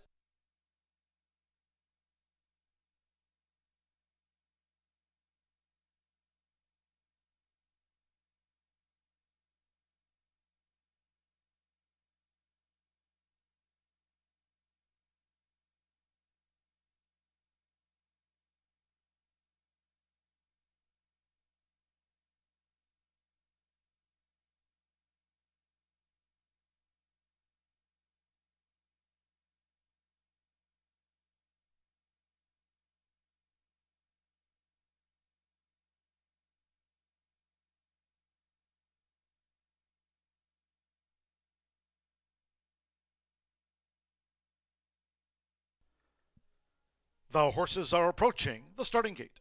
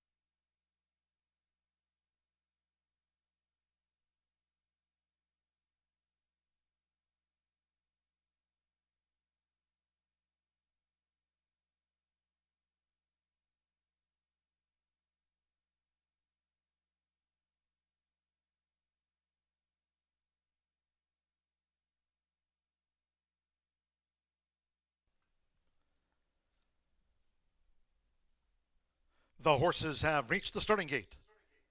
It is now post time. They're going in. Marcelino Pedroza Jr. with Randello. Sophie Doyle with Ghost Bike. Joins Randello. Now, German Tanaza with I Will Stand. There's Job Security. Sammy Bermudez won the opener. Serafin Carmona with Load 'em Up Justice. Couple them back. Fernando de la Cruz with Victor's Deal. There's over the mile and a 16th. One more. Gold Buckle. Go 2-1 favorite with Randello. Evan Roman has a win on the card. They're in the gate. They're off. Even start. Toward the inside, I Will Stand with Load 'em Up Justice. Randello settles with the rail. There's Ghost Bike in the black silks, who's also forward. Victor's Deal, Gold Buckle wide as they enter the first turn, and Job Security in the early stages has drifted back to last. I Will Stand. Leading for German Tanaza. I Will Stand. Out to dictate the field as they go to the back of the track. I Will Stand the leader at the 6.5 from Load 'em Up Justice and Ghost Bike third on the outside. In the meantime, Randello saving ground there for Marcelino Pedroza Jr. in fourth position. Victor's Deal, Gold Buckle, and Job Security remains seventh and last. 24.11 lead seconds, and I Will Stand shoulders the load. I Will Stand, allowed to dictate his own terms to Load 'em Up Justice, who stays close there for Serafin Carmona. I Will Stand by 3/4 length to Load 'em Up Justice with, on the outside, Ghost Bike running in third for Sophie Doyle. Then Randello with, on the outside, Victor's Deal, who's 4 lengths off this leader. Gold Buckle and behind horses in the purple silks, and the trail remains Job Security. Half mile in 48.37 seconds. They have 3 to go. I Will Stand. Load 'em Up Justice looks to get level. I Will Stand just in front. Load 'em Up Justice alongside. With on the outside, Ghost Bike, and farther out is Victor's Deal, who's in the four-path there for Fernando de la Cruz as these leaders come past the quarter pole. Randello's held up. Gold Buckle spying a gap. Gold Buckle's held up, and Job Security has trailed. They straighten away. It's up for grabs here. 3/4, 1 minute 13.09 seconds. Load 'em Up Justice has taken a short lead from I Will Stand, looking to move up on the outside. Victor's Deal along with Gold Buckle, who's quickening now inside the final 16th with Evan Roman. Gold Buckle has been lifted to the lead and is pulling clear. Gold Buckle bounce home by 2 from Load 'em Up Justice. Victor's Deal third, and Randello finished fourth.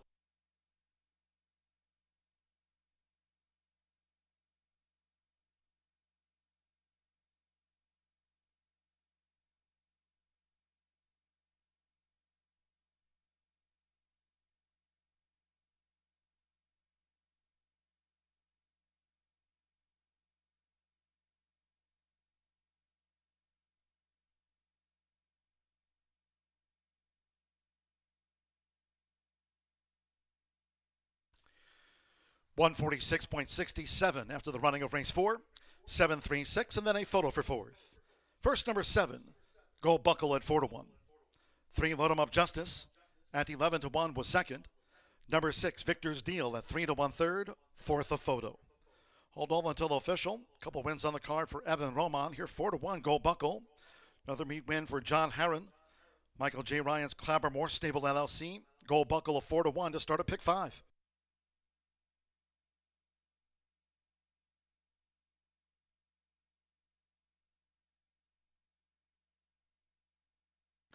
Your attention, please. There'll be an inquiry into the stretch run. Number 1, Randello at 7-5 was fourth. 7.361. The stewards have posted the inquiry. This will be a steward's inquiry into the stretch run of race 4. Unofficial, 7.361. Inquiry. Hold all tickets.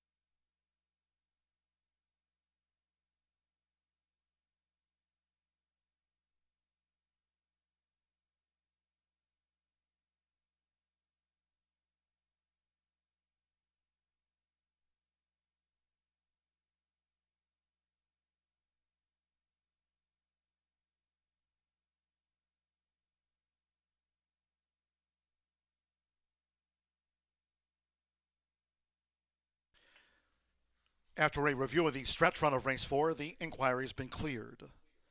No change in the order. 7-3-6-1. This result will stand pat after an inquiry into the stretch run.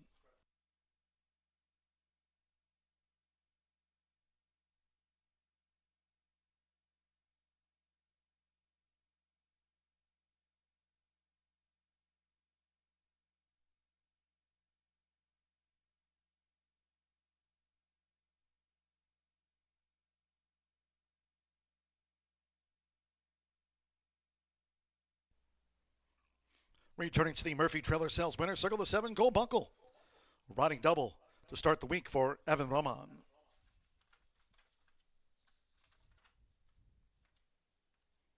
Gold Buckle is a 6-year-old. Dark Bayer Brown gelding by Soldat. Out of Eden Star by Eddington. Bred in Indiana by Gary Patrick, his Indiana breeder. Racing for Michael J. Ryans, Clabber Stable LLC, and trainer John Howden Thoroughbreds LLC. Horseshoe Indianapolis congratulates the winning connections at Gold Buckle, and race 4 is official.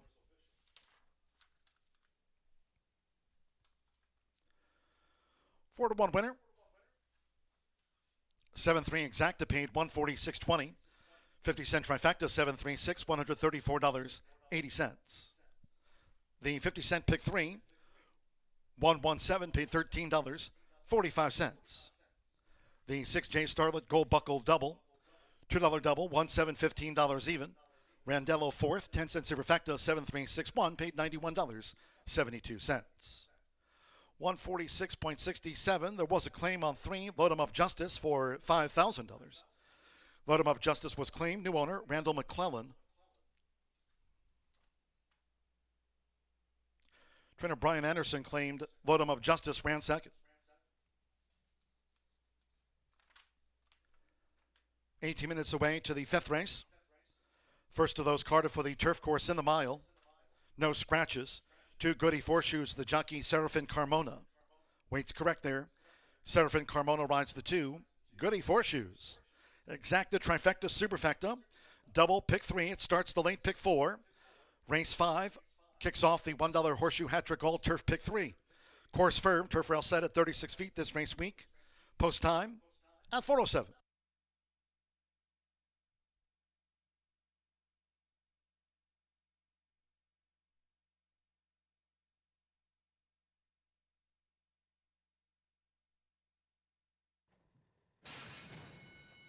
They're off. Even start. Toward the inside, I Will Stand with Load 'em Up Justice. Brandello settles with the rail. There's Ghost Pike in the black silks, who's also forward. Victor's Deal, Gold Buckle wide as they enter the first turn, and Job Security in the early stages has drifted back to last. I Will Stand. Leading for German Tanaza. I Will Stand. Out to dictate the field as they go to the back of the track. I Will Stand the leader at the 6.5 from Load 'em Up Justice, and Ghost Pike third on the outside. In the meantime, Randello saving ground there for Marcelino Pedroza Jr. in 4th position. Victor's Deal, Gold Buckle, and Job Security remains 7th and last. 24.11 lead seconds, and I Will Stand shoulders the load. I Will Stand allowed to dictate his own terms to Load 'em Up Justice, who stays close there for Seraphin Carmona. I Will Stand by 3/4 length to Load 'em Up Justice, with on the outside Ghost Pike running in 3rd for Sophie Doyle. Then Randello with on the outside Victor's Deal, who's 4 lengths off this leader. Gold Buckle and behind horses in the purple silks, and the trail remains Job Security. Half mile in 48.37 seconds. They have 3 to go. I Will Stand. Load 'em Up Justice looks to get level. I Will Stand just in front. Load 'em Up Justice alongside. With on the outside, Ghost Pike, and farther out is Victor's Deal, who's in the 4-path there for Fernando de la Cruz as these leaders come past the quarter pole. Randello's held up. Gold Buckle spying a gap. Gold Buckle's held up, and Job Security has trailed. They straighten away. It's up for grabs here. 3/4, 1 minute 13.09 seconds. Load 'em Up Justice has taken a short lead from I Will Stand, looking to move up on the outside. Victor's Deal along with Gold Buckle, who's quickening now inside the final 16th with Evan Roman. Gold Buckle has been lifted to the lead and is pulling clear. Gold Buckle bounds home by 2 from Load 'em Up Justice. Victor's Deal 3rd, and Randello finished 4th.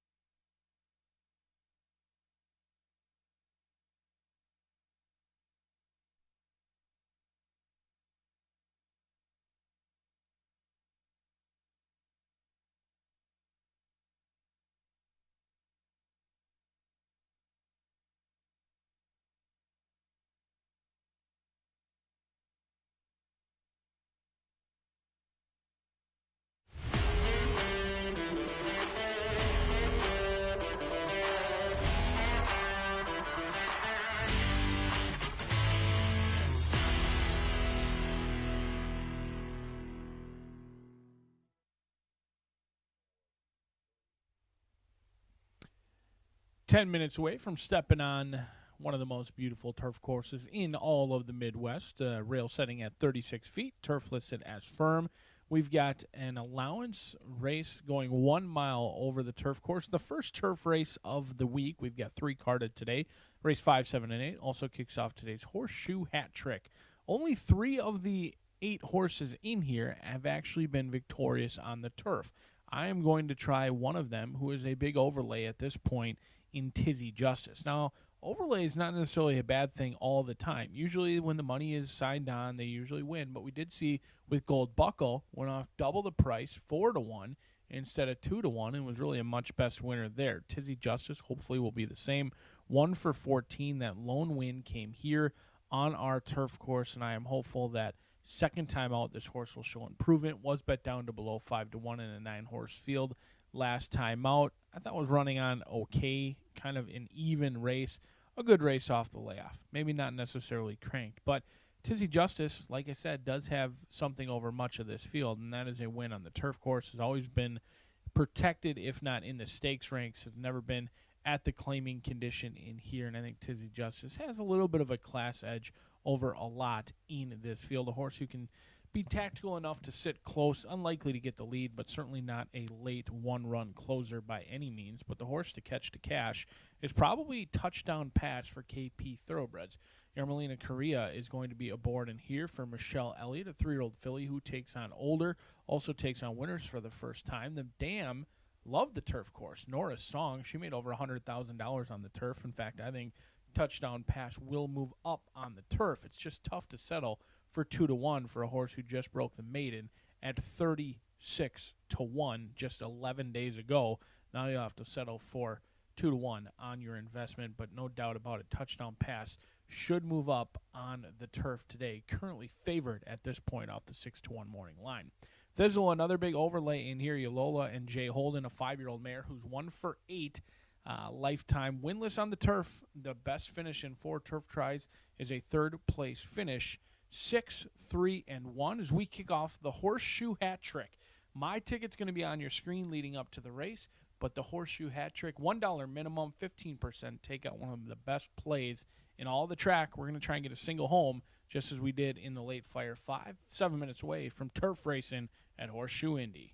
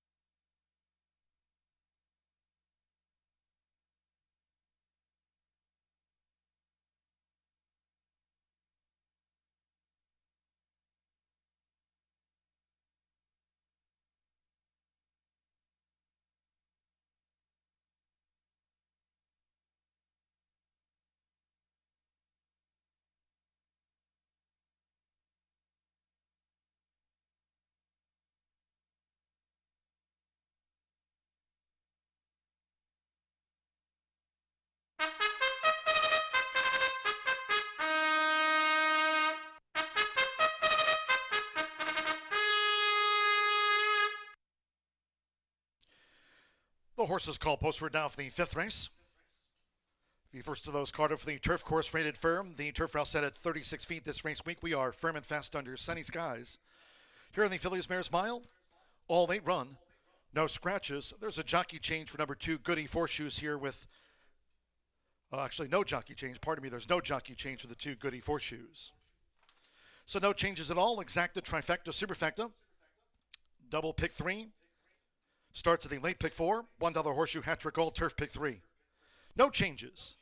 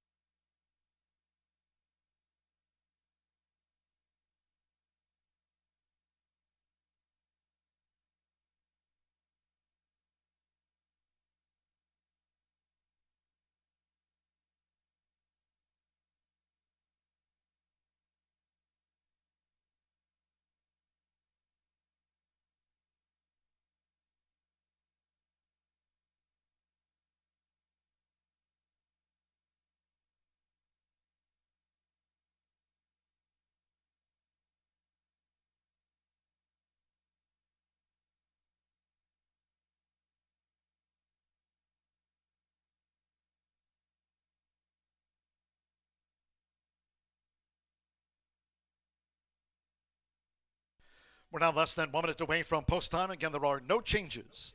Turf Mile starts the $1 horseshoe hat trick gold turf pick 3. Less than 1 minute.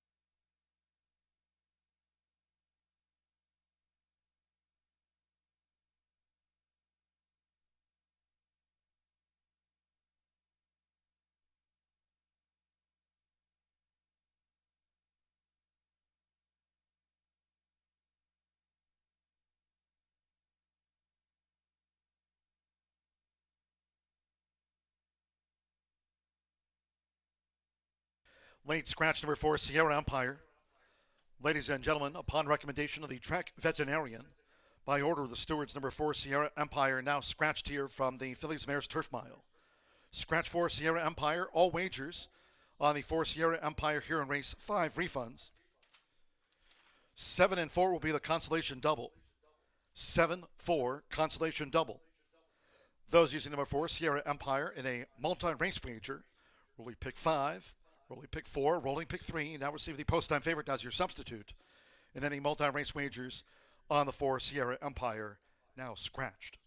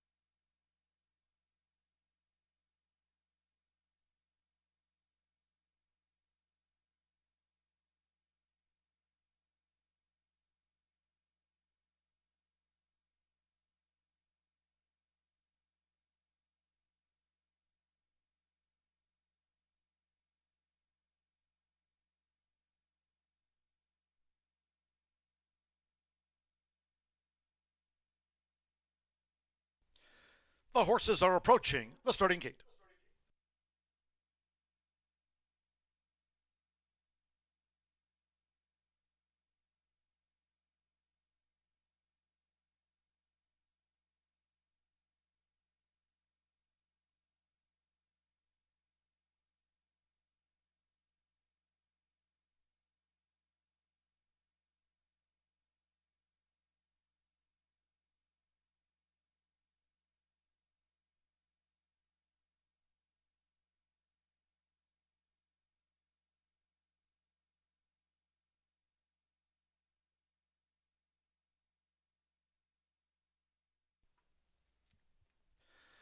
The horses have reached the starting gate. It is now post time. Loading. Andres Aloha with Thizzle.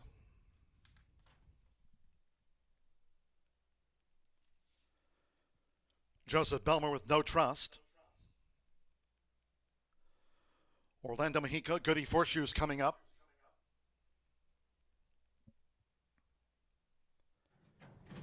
Now Sammy Ramirez with Tizzy Justice. Yarmari Correa with Touchdown Pass through 3. Just a couple of them back at the mile. Jovan Figueroa with Lil Miss Sassy Pants. Touchdown Pass now, the 9-5 favorite, and one more. Fernando de la Cruz with She's a Nut. Starts at the $1 Horseshoe Hat Trick All Turf Pick 3. Course firm, around 36 feet, all in. They're off. Tizzy Justice broke well. Toward the inside, Thizzle, touchdown pass in the black silks, and She's a Nut with an early run as they make their way toward the first turn with Yarmari Correa. Touchdown pass leads out from She's a Nut with Lil Miss Sassy Pants close. Thizzle broke sharp, now in fourth out to the stretch, with Tizzy Justice next in fifth. Then an early break back there, too, toward the inside. Goody Horseshoes running second to last, and No Trust trails. It's Touchdown Pass who dictates the field as these Phillies mares go to the back of the course. Touchdown Pass by 3/4 of a length. Fernando de la Cruz has She's a Nut close in tow. Touchdown Pass, She's a Nut 1-2 for the run to the half-mile pole. 2 lengths away, Lil Miss Sassy Pants in third, length and a half. Tizzy Justice and Thizzle saving ground. And then it's a break of 5 more to No Trust, and 4 lengths away, Goody Horseshoes has dropped back to last. The opening quarter, 23.62 seconds, inside a half mile to go. Half mile in 48.42.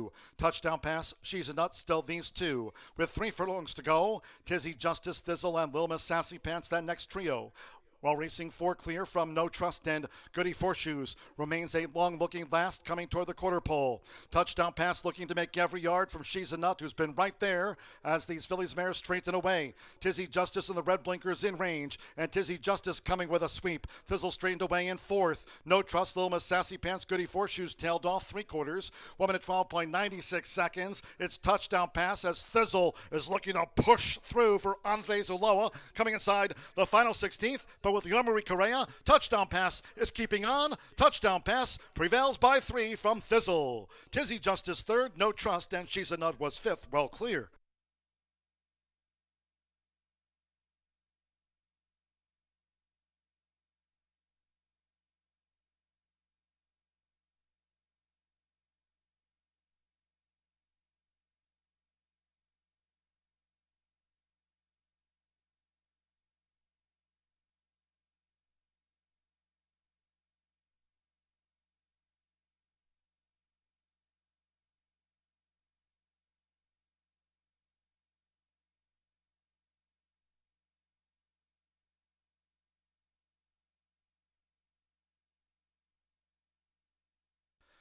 .138.40 after the Phillies mares turf mile. 138.40, 3:16, and then a photo for 4-3. Touchdown Pass at 5-2 first, number 1 Thizzle. 5-2 second, number 6 Tizzy Justice at 3-1 third. Stand by for the fourth from the judges. 3 Touchdown Pass, Yarmari Correa, Michelle Elliott, Kathy Dent's KP Thoroughbreds LLC, the Indiana bred. Touchdown Pass, wire to wire.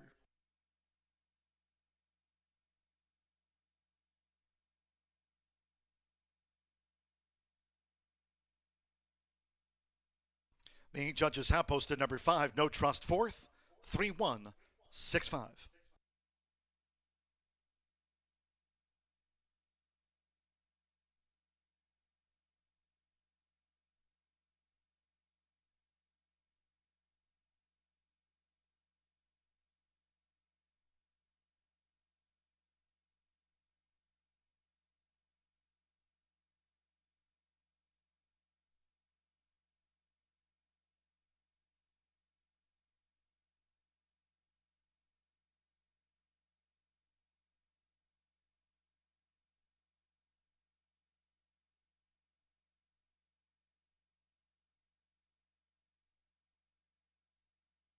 The result of the fifth race official.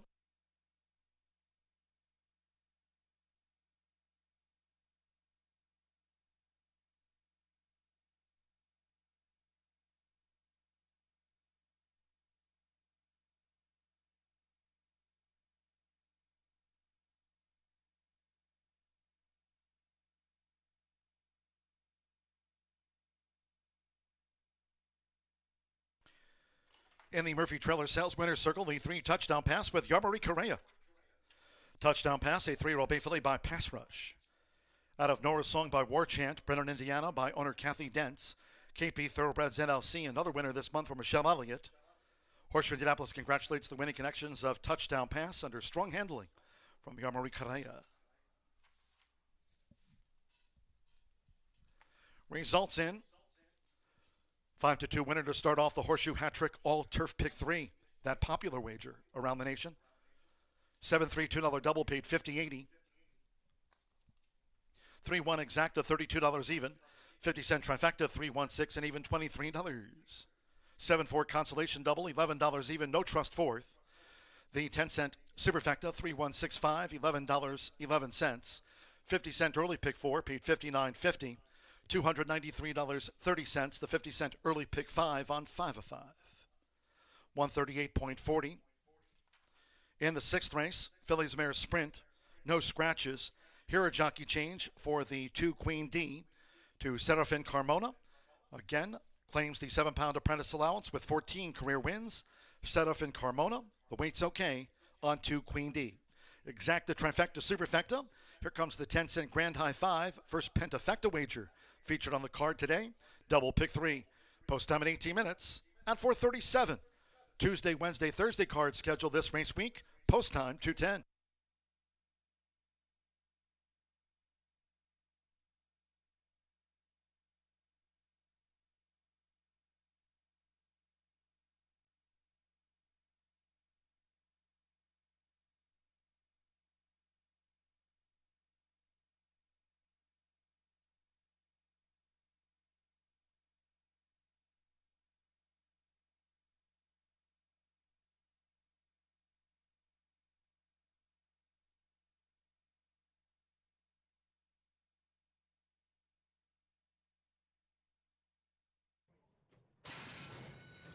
They're off. Tizzy Justice broke well. Toward the inside, Thizzle. Touchdown pass in the black silks. And She's a Nut with an early run as they make their way toward the first turn with Yarmari Correa. Touchdown pass leads out from She's a Nut with Lil Miss Sassy Pants close. Thizzle broke sharp, now in 4th out to the stretch with Tizzy Justice next in 5th. Then an early break back there too toward the inside. Goody Four Shoes running second to last and No Trust trails. It's Touchdown Pass who dictates the field as these Phillies mares go to the back of the course. Touchdown Pass by 3/4 of a length. Fernando Letta Cruz has She's a Nut close in tow. Touchdown Pass, She's a Nut 1-2 for the run to the half-mile pole. 2 lengths away, Lil Miss Sassy Pants in 3rd, length and a half. Tizzy Justice and Thizzle saving ground. And then it's a break of 5 more to No Trust and 4 lengths away. Goody Four Shoes has dropped back to last. The opening quarter, 23.62 seconds. Inside a half mile to go. Half mile at 48.42. Touchdown pass, She's a Nut, still these two. With 3 furlongs to go, Tizzy Justice, Thizzle, and Lil Miss Sassy Pants, that next trio. While racing 4 clear from No Trust and Goody Four Shoes remains a long-looking last coming toward the quarter pole. Touchdown pass looking to make every yard from She's a Nut, who's been right there as these Phillies mares straighten away. Tizzy Justice and the red blinkers in range, and Tizzy Justice coming with a sweep. Thizzle straightened away in 4th. No Trust, Lil Miss Sassy Pants, Goody Four Shoes tailed off 3/4. 1 minute 12.96 seconds. It's touchdown pass as Thizzle is looking to push through for Andres Ulloa coming inside the final 16th. But with Yarmari Correa, touchdown pass is keeping on. Touchdown pass prevails by 3 from Thizzle. Tizzy Justice 3rd, No Trust, and She's a Nut was 5th, well clear.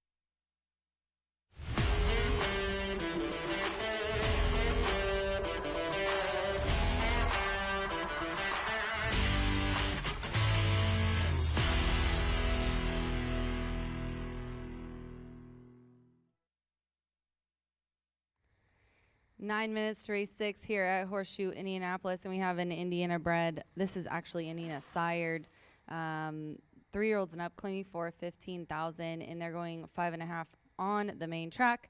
The 2 gets Carmona aboard, and other than that, we don't have any changes. I went with the 6 here in this race, 3-1 right now on the tote board. I went 6-3-1. I made it. Sean Parker aboard for Steve Fostick. They've got good track record together. Deshaun rides for him, and when Deshaun rides for him, they do well. Fernando was aboard last time, and this horse got 6, so we're switching up to Deshaun, the same class. Last year, you know, they broke Maiden at first asking at today's distance, so that's one of the key things that I like about this one. That was on August 16th. They tried all the Indiana bred stakes for the fillies, sprinting, routing.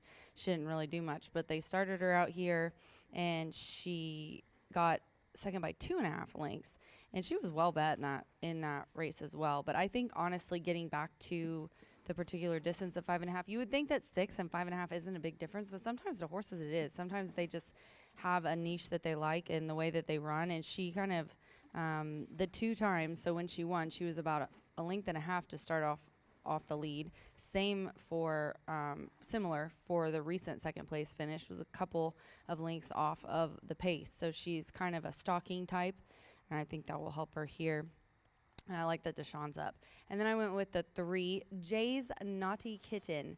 The 3 is 3-1 right now on the tote board. Fernando de la Cruz aboard for owner trainer Joe Davis. Don Martin bred this 3-year-old filly by Charming Kitten.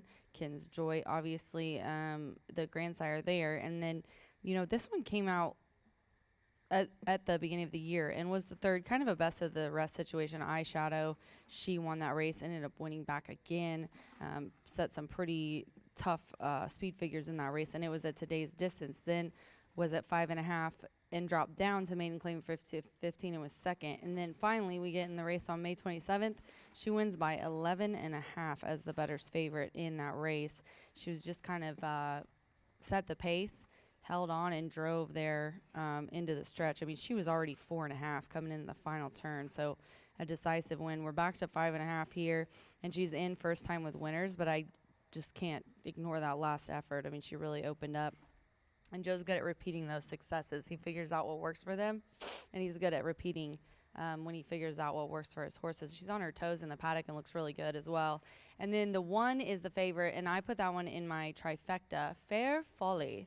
Chris Landeros is aboard for Ian Wilkes. This one is owned by Tracy Wilkes and was bred by Dennis Farkas, 4-year-old filly. She's making her 9th lifetime start, and this one, you know, she came out 2022 debuts her first year. She wins on the slop and then just has not done much from them, but she was on Polly the last 3, and I can't ignore that Chris comes in to ride for Ian, you know, flows in later, and I've got him on top as well. But Chris has had nothing but success here.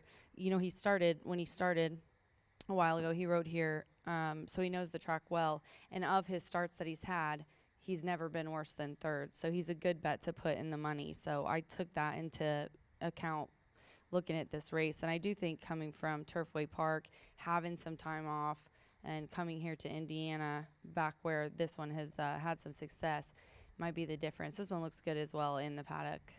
The 1 is the 3 is the favorite. 1's 5-2. So I've got the 6 here on top at 7-2, and that is I Made It with Deshaun Parker aboard for Steve Fostick. We're just 5 minutes to the 6th race. Good luck.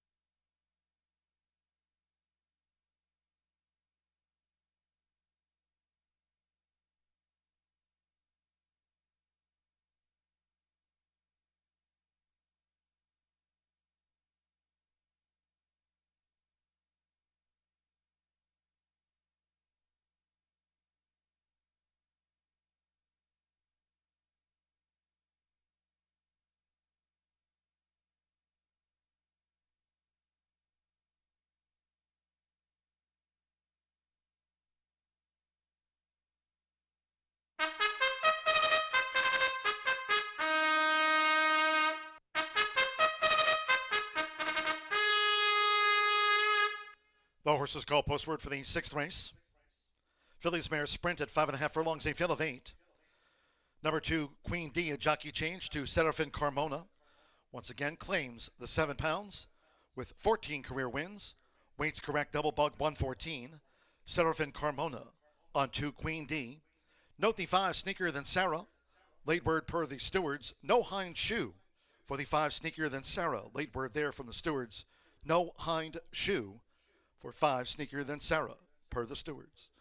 Exacta, trifecta, superfecta, 10-cent pentafecta wagering here on the sprint. Double pick 3.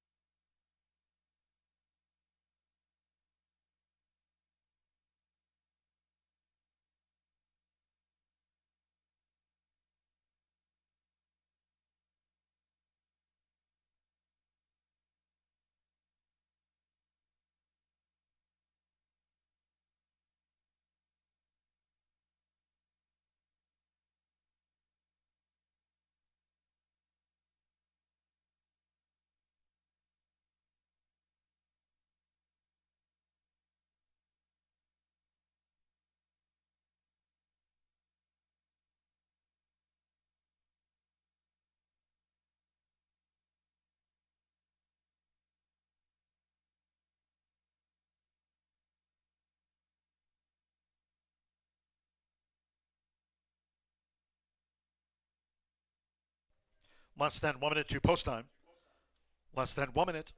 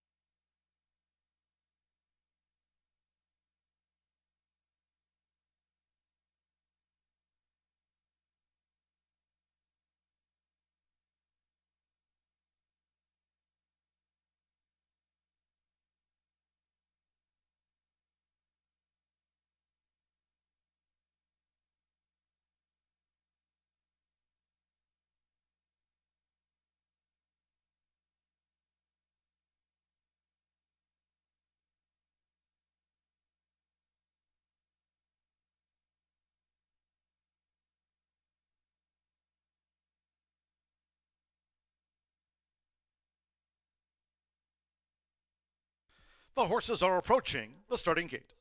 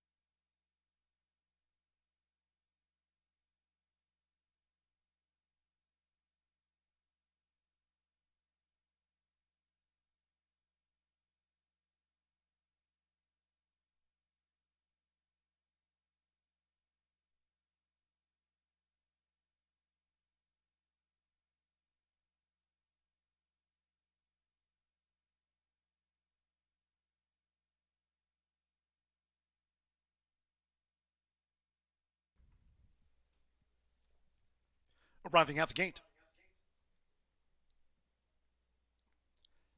It is now post time. With Chris Landeros, here's Fair Folly coming up. Third run of the year for Fair Folly. Rodney Prescott with Sneakier Than Sarah's joined Fair Folly. Now Queen D. Apprentice Seraphin Carmona, new to town, claims the 7 pounds. Here's Queen D. Deshaun Parker, I Made It loaded. Queen D in. Andres Alo with Salty Sue. Now Fernando de la Cruz for Joe Davis. Jay's Naughty Kitten, the last out winner here. Jay's Naughty Kitten went in perfect. Couple in the back. Simmer Bermudez with Jane's Diva drew 4. One more. Santos Sanjor with Poised. Here's the daughter Reddy's Image at 5.5 furlongs. All in line.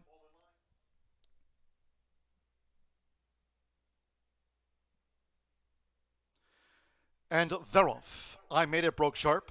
Sneakier Than Sarah with the yellow cap, and there's that speed of Jay's Naughty Kitten, who's quick to engage. And toward the inside, Fair Folly is also right there. It's Jay's Naughty Kitten.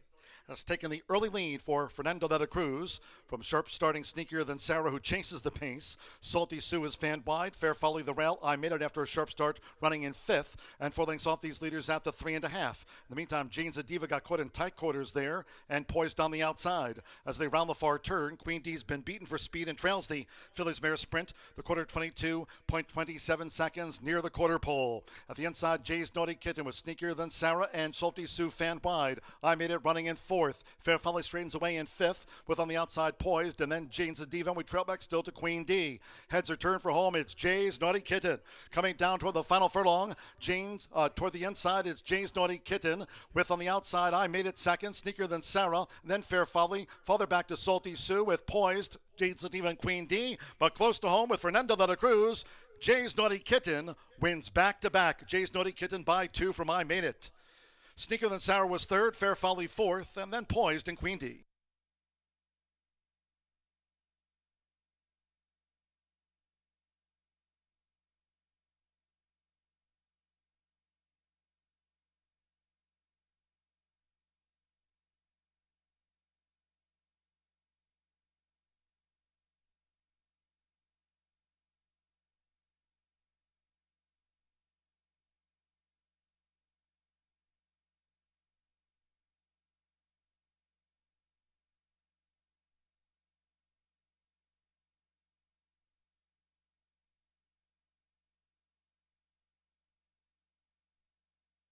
.106.64 after the Phillies Mare Sprint.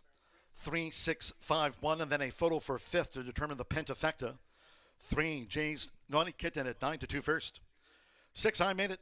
At 8-5 was the runner-up. Number 5, Sneakier Than Sarah. 7-2 third, race with no hind shoe. 4th to number 1, Fair Folly at 2-1. Stand by for the 5th from the judges. It's Fernando de la Cruz for Joe Davis, daughter of Charming Kitten. Jay's Naughty Kitten repeats at the meet. 8 Poised was 5th. 3-6, 5-1-8.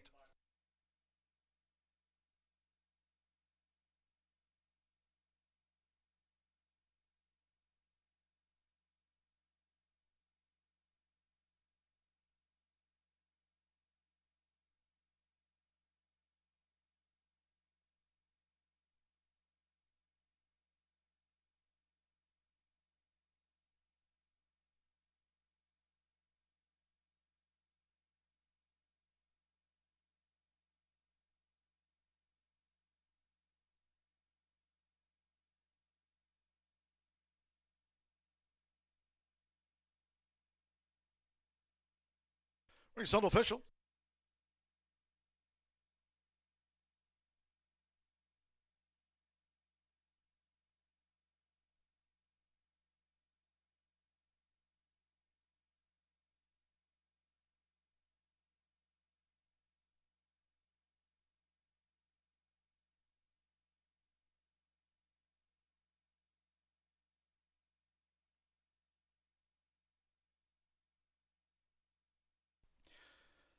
The winning groom leading in to the Murphy Trailer Sales Winner's Circle, the 3, Jay's Naughty Kitten with Fernando de la Cruz. Jay's a Naughty Kitten. 3-year-old bay filly by Charming Kitten out of the Country Day mare, Miss Marin, bred in Indiana by Dawn Martin. Joe Davis trains and owns. Wins back-to-back for Jay's Naughty Kitten.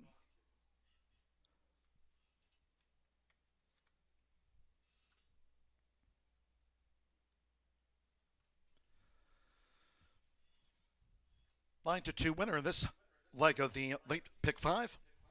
3-6 exacta. Return $40 even. 10-cent pentafecta. 3-6-5-1-8. $56.30. Poised 5th. Pick 3, $83.35. 50-cent trifecta. 3-6-5 and even $25. 3-3 double 59.80 and the 10-cent superfecta. 3-6-5-1 returned $11.55. All 8 ran. Phillies mare sprint 106.64. Clocked Jay's Naughty Kitten. Back to the turf we go for the next 2. 7th race, Maiden Turf Mile. Scratch 7 heavy hitter and 11 keep on. No 7 and 11. For Spun Sun, the jockey Serafin Carmona has picked up another one. Again, weights okay. Double bug 111. Claims the 7 pounds. Serafin Carmona rides the 4, the 25 race maiden. Spun Sun opens at 9-2. Exacta, trifecta, superfecta. Double, final pick 3 of the day. Post time at 5:07. That's 19 minutes away.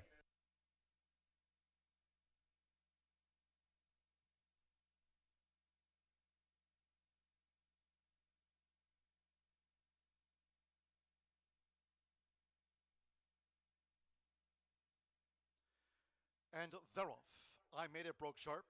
Sneakier than Sarah with the yellow cap, and there's that speed of Jay's Naughty Kitten, who's quick to engage. And toward the inside, Fair Folly is also right there. It's Jay's Naughty Kitten. Has taken the early lead for Fernando de la Cruz from sharp starting Sneakier than Sarah, who chases the pace. Salty Sue is fanned wide. Fair Folly the rail. I Made It after a sharp start, running in 5th. And 4 lengths off these leaders at the 3.5. In the meantime, Jane's a Diva got caught in tight quarters there and poised on the outside. As they round the far turn, Queen D's been beaten for speed and trails the Phillies mare sprint. The quarter 22.27 seconds near the quarter pole. At the inside, Jay's Naughty Kitten was Sneakier than Sarah and Salty Sue fanned wide. I Made It running in 4th. Fair Folly straightens away in 5th with on the outside poised, and then Jane's a Diva, and we trail back still to Queen D. Heads are turned for home. It's Jay's Naughty Kitten. Coming down toward the final furlong, Jane's toward the inside, it's Jay's Naughty Kitten. With on the outside, I Made It second, Sneakier than Sarah, then Fair Folly. Farther back to Salty Sue with poised, Jane's a Diva and Queen D. But close to home with Fernando de la Cruz, Jay's Naughty Kitten wins back-to-back. Jay's Naughty Kitten by 2 from I Made It. Sneakier than Sarah was 3rd, Fair Folly 4th, and then poised in Queen.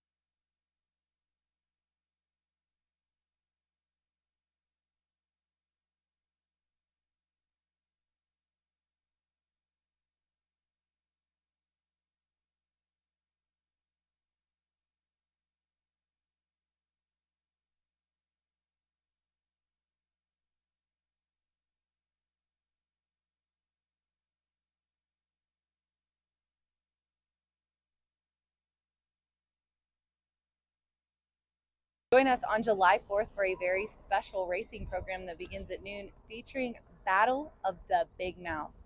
That's right, Eric and I got tired of Gabe Pruitt and Pete Aiello talking trash to one another, and we have now given them our turf course to race some standard bred, some harness horses on our turf to decide who is the best. And it is going to be all to raise money for HVAF. Please join us on July 4th at noon for a very special Battle of the Big Mouths.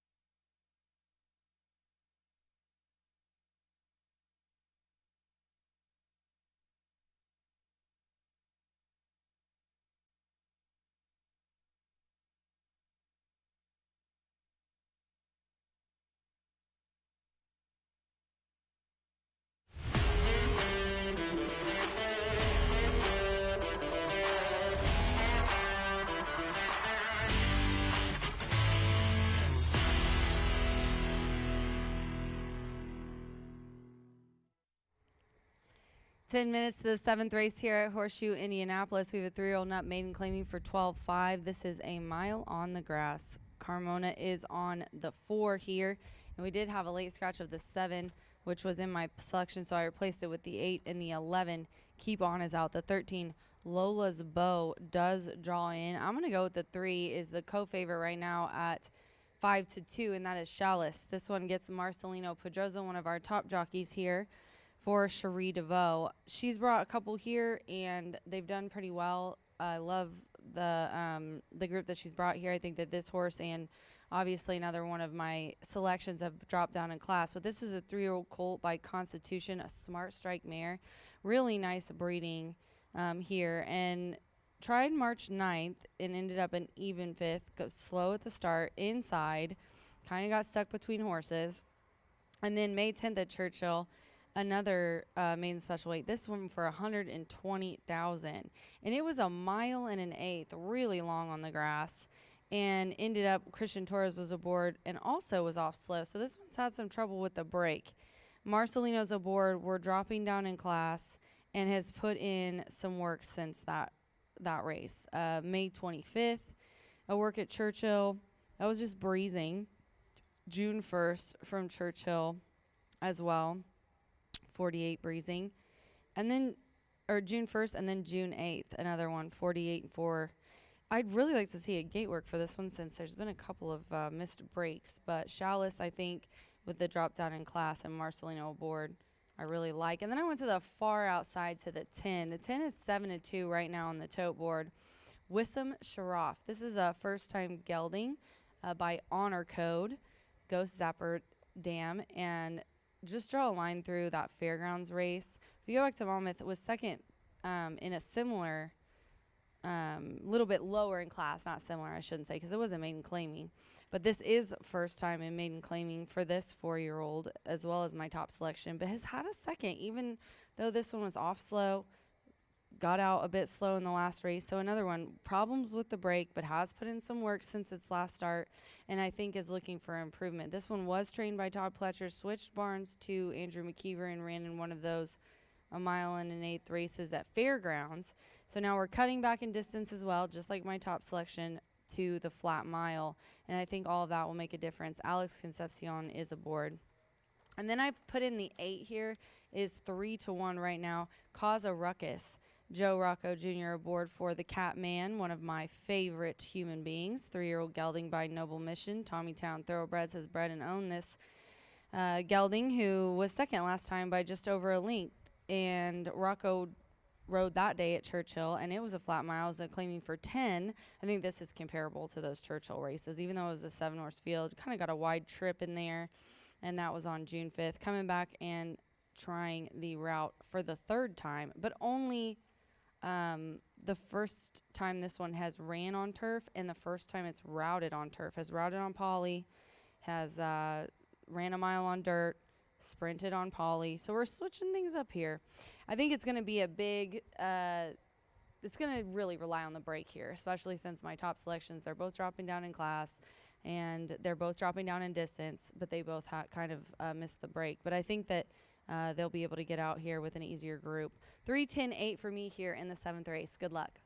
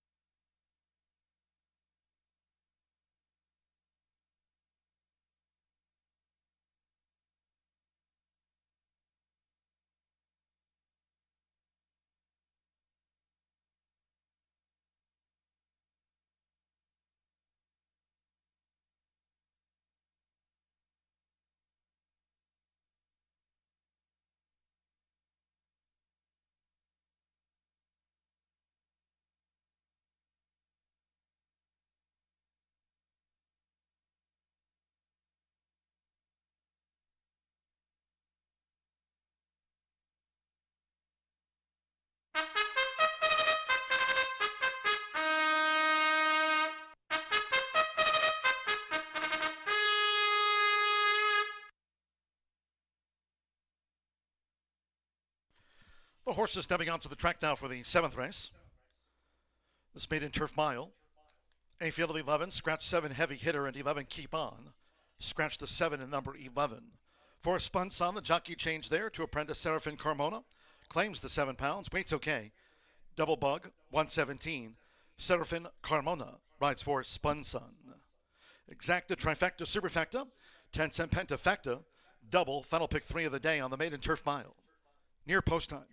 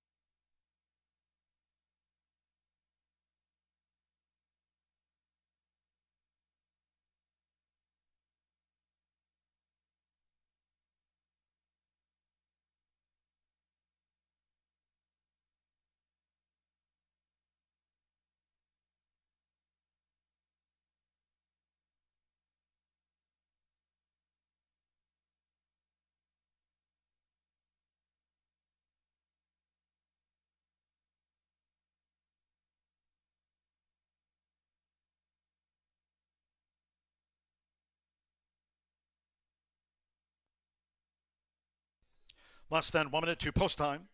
Less than 1 minute.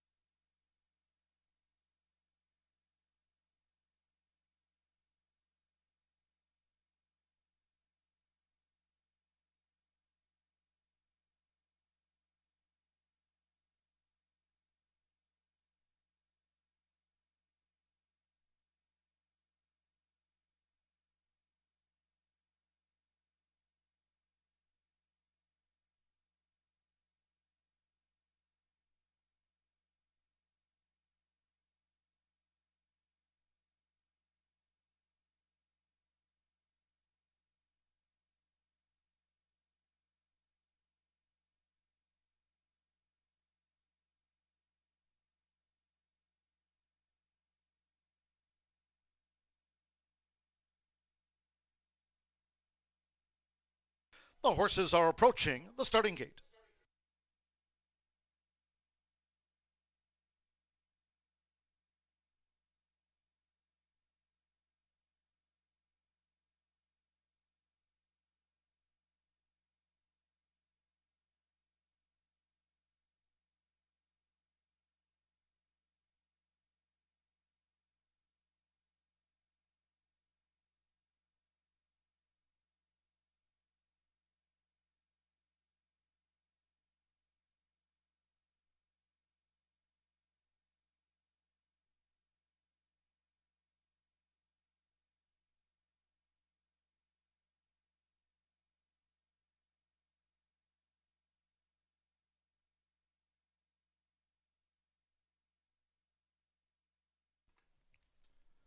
The horses have reached the starting gate. It is now post time.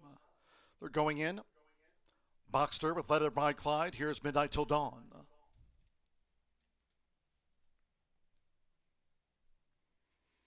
Now Joe Rocco Jr. with Cause of Ruckus. Marcelino Pedrosa Jr. with Chalice coming up.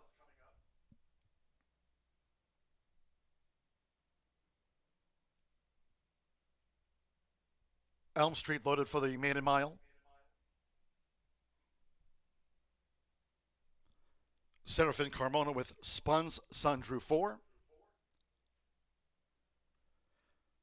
Now Axel Concepcion with Wissam Sharaf.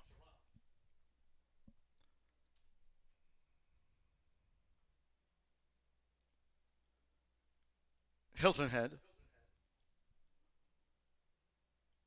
Couple them back. We got Jack's back. Yarmari Correa has a turf win on the card.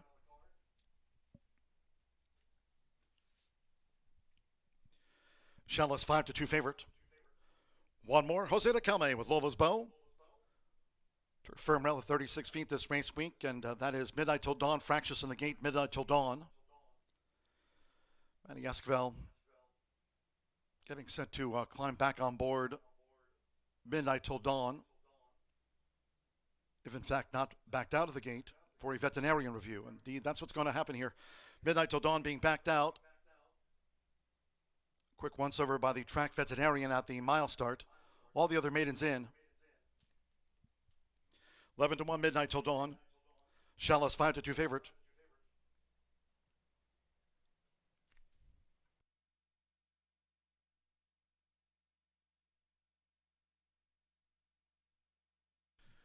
Air Horse 1 drone view. Manny back on board. Midnight Till Dawn. It's 11-1. He's been okay to reload and run. Midnight Till Dawn. All in. And they're off. Hilton Head. Midnight Till Dawn, who was fractious in the gate, broke sharp, as did Boxster, who leads toward the inside for McKenna Anderson. Making their way toward the first turn, it's Boxster, a long odds leader from Midnight Till Dawn. Elm Street comes up on the outside. Cause of Ruckus in 4th, Hilton Head is 5th, and Chalice is 6th with the rail. As they enter the first turn, with Sam Sharaf, Royal Blue with the white epaulets in about the 3-4 path, and in behind horses there with Sam Sharaf. Now takes toward that inside part of the course for Axel Concepcion, but needs to settle.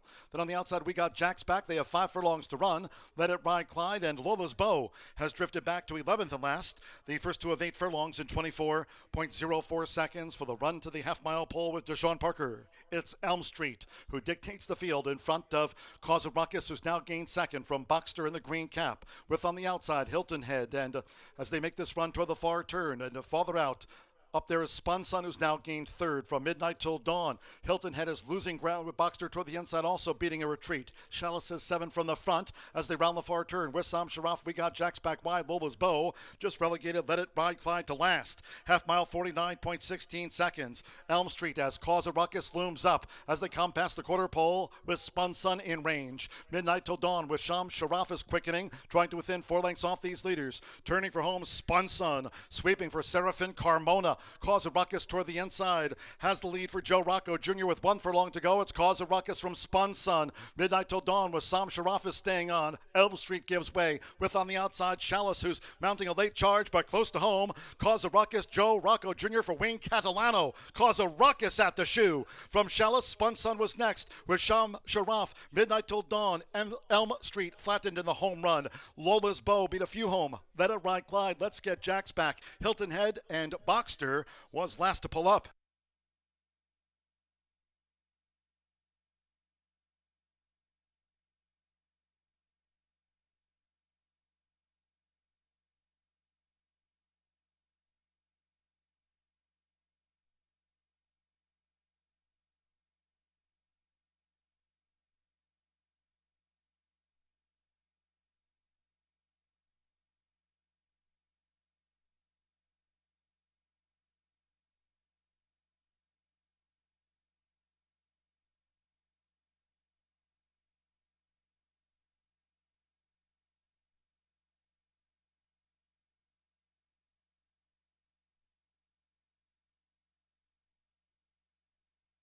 .138.03 after the maiden turf mile. 8 Cause a Ruckus. At 5-1 first, the judges will examine a photograph before posting the remaining order of finish. Out to the maiden ranks, Cause a Ruckus. At 5-1, Joe Rocco Jr. for Tommytown Thoroughbreds. Career win $2,995 for the Catman. Cause a Ruckus.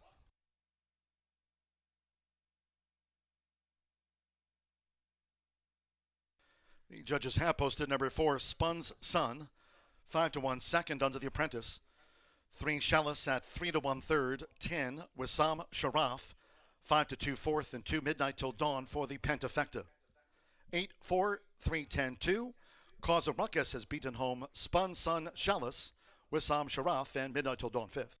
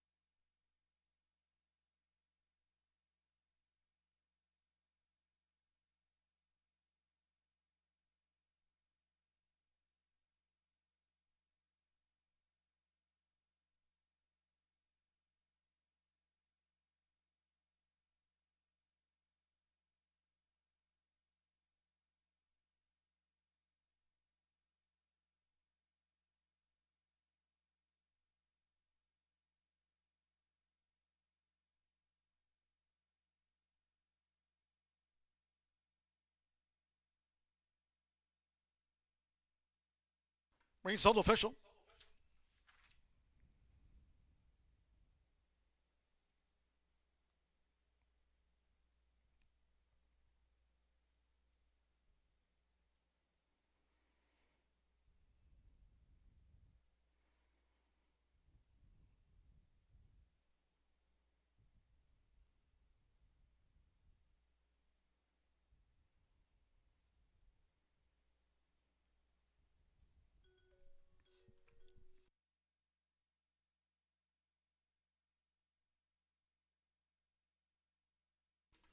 Returning to the winner's circle, the 8 Cause a Ruckus with Joe Rocco Jr.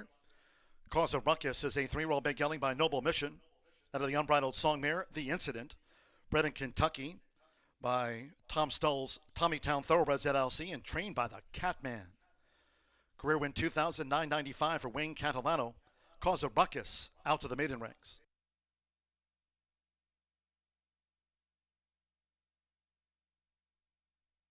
Results in.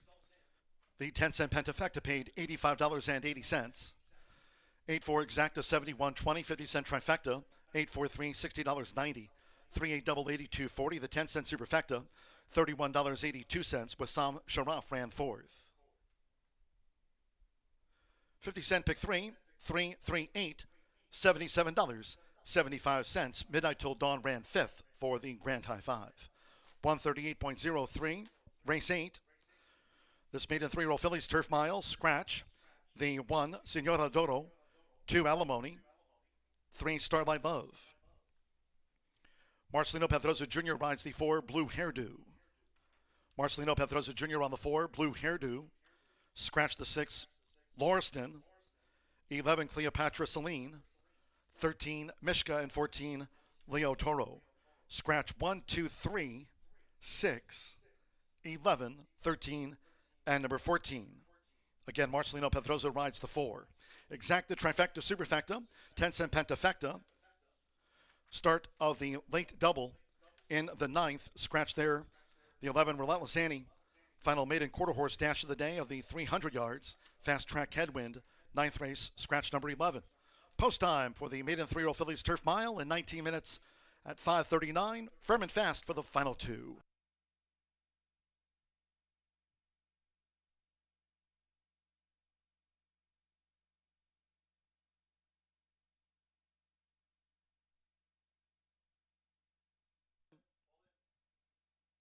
And they're off. Hilton Head, Midnight Till Dawn, who was fractious in the gate, broke sharp, as did Boxster, who leads toward the inside for McKenna Anderson. Making their way toward the first turn, it's Boxster, a long odds leader from Midnight Till Dawn. Elm Street comes up on the outside. Cause a Ruckus in fourth, Hilton Head is fifth, and Chalice is sixth with the rail. As they enter the first turn, with Sam Sharaf, Royal Blue with the white epaulets in about the 3 to 4 path, and in behind horses there with Sam Sharaf. Now takes toward that inside part of the course for Axel Concepcion, but needs to settle. Then on the outside, we got Jack's back. They have 5 furlongs to run. Let It Ride Clyde, and Lola's Bow has drifted back to 11th and last. The first 2 of 8 furlongs in 24.04 seconds for the run to the half-mile pole with Deshaun Parker. It's Elm Street who dictates the field in front of Cause of Ruckus, who's now gained second from Boxster in the green cap.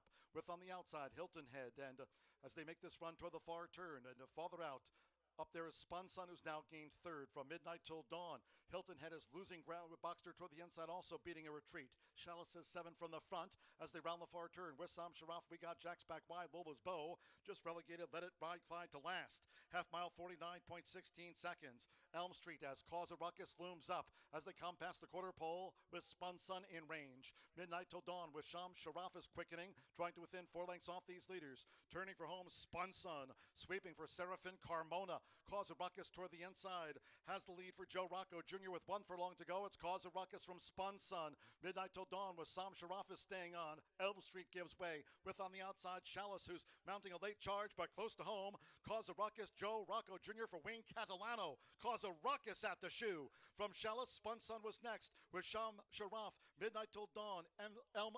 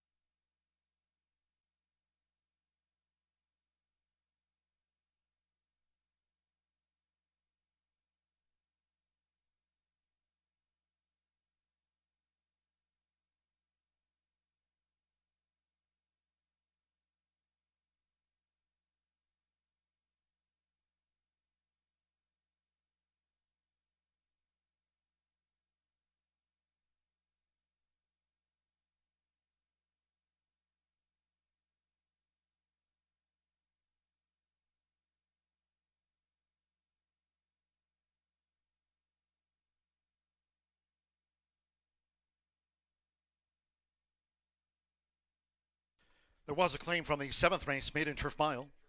From the 7th race, number 3, Chalice had 2 claims in. Chalice in a 2A shake, going to Emma Sanchez. claimed Shellis ran third.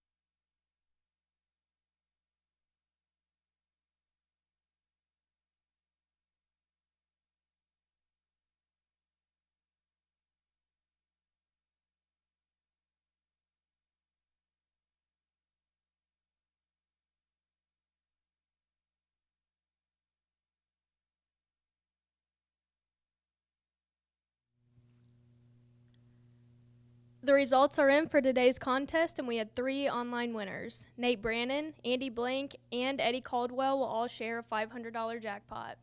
Thanks for playing in Survivor at Horseshoe, Indianapolis.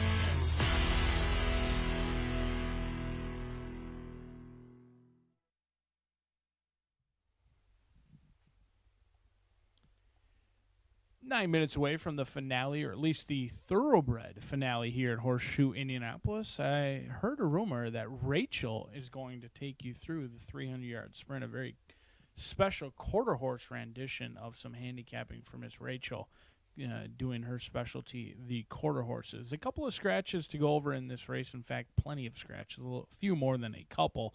1, 2, 3. 1, 2, 3, 6, 11, 13, and 14. Do note that the first-time starter Phrase is in this race. Hannah Leahy looking for a riding double for Michelle Elliott, who's also looking for multiple victories on the day. That horse is a half to Made You Look, and Made You Look made a $500,000 on the turf, so it could be a sneaky long shot in there. But I'm going to go to your favorite. I think it's a little bit misleading. I'm not sure Kahuru. I'm going to leave that name up to John. Is going to go off as heavily favored as the early money may suggest, because if you're following those will pays, which I recommend you do, and DRF projections, I think Mendy may actually go off favored in here. This horse favored in some pools. The first-time starter for Jonathan Thomas, not necessarily favored in all pools, but can absolutely expect that this horse is going to take some action when Florent Giroux, the man, the myth, the legend himself, comes in for one mount and one mount only. And why not? You've got a $425,000 Wooten Bassett filly in here by Pearl Rare. The mare was unraced, and this is her first foal. Usually I stray away from first foals. In fact, I actually did this time, as I originally had number 6, Larston, on top. So I scratched into the first-time starter for Augustin Stables.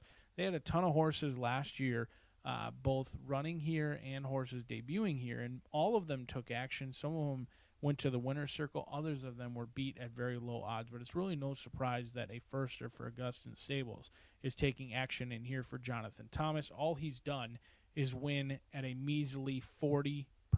Unbelievable what he's done with the horses that he has sent over to Shelbyville, Indiana. Gets Lasix for the first time. The unraced mare in first foal, a little bit of an unknown, but the connections love money, and we'll see if they can get some more of it in here. Currently favored at 8-5.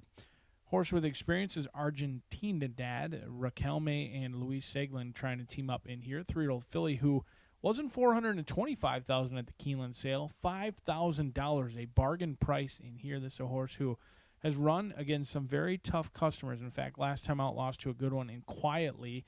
This will be the first time this horse has gone off under 50-1 for Argentine Dad. Has been disrespected at the windows in some very tough spots. And, in fact, 4 races, 4 different starts, 4 different tracks, I should say.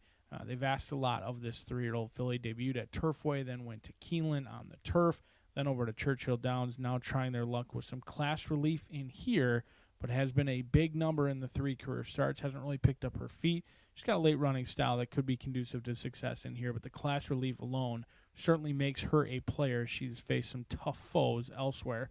6-1 on the board. But Mendy, like I said, could go off favored in this spot based on those projections. Very even for the pick 4 and pick 5 payouts between the 7 and the 9. Mendy has experience and also has connections that do very well on our turf course. Sammy Bermudez, Michael Maker.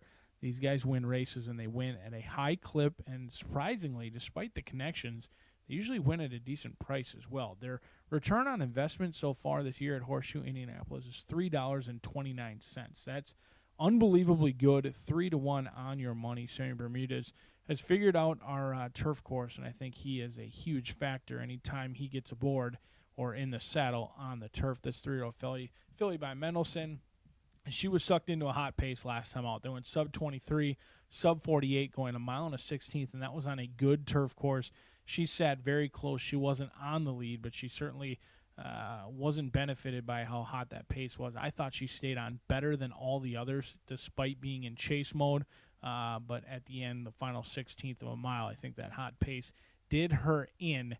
Mendy certainly deserves a long look in this spot for Water's Edge, but I think the first-time starter, $425,000 is a lot of money. We'll see if they can get some return on that investment just 4 minutes from now as a challenging group of fillies goes out to the turf for the final thoroughbred race. Rachel will take you through the 300-yard sprint for the 9th. Live racing returns tomorrow at 2:10. Good luck.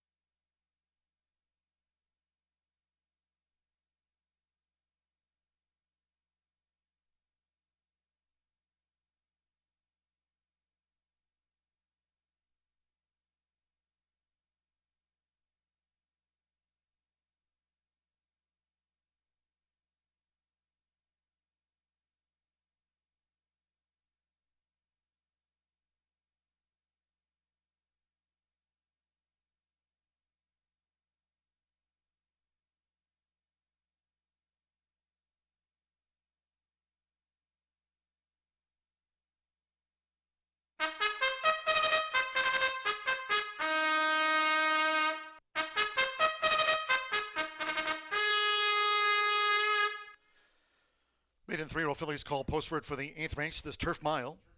A field of 7 for the maiden. Scratch 1, Senora Doro. 2, Alimony. 3, Starlight Love.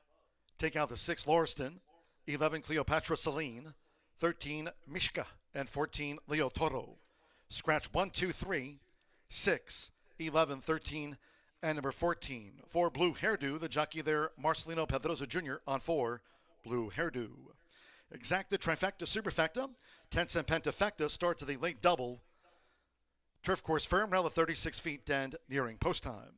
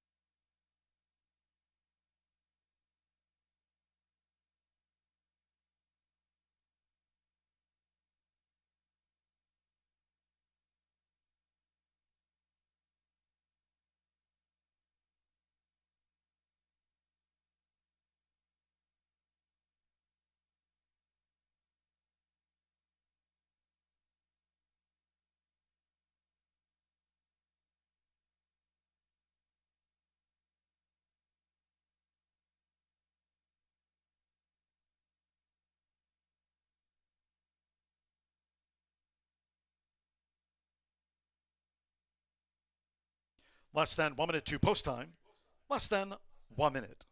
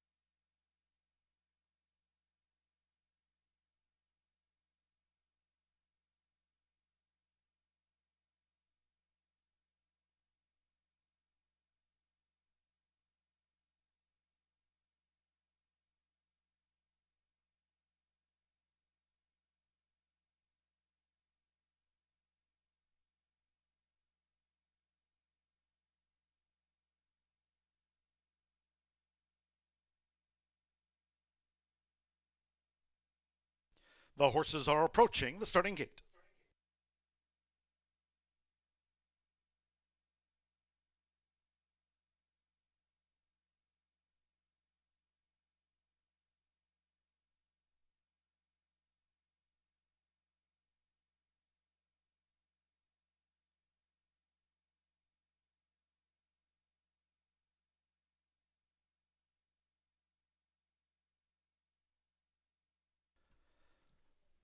Maiden 3-year-old fillies crossing over to the turf course.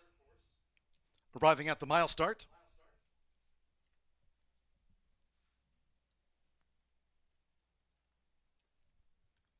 It is now post time. They're going in. Marcelino Pedrosa Jr. with Blue Hairdo. Jose Riquelme with Argentina Dad.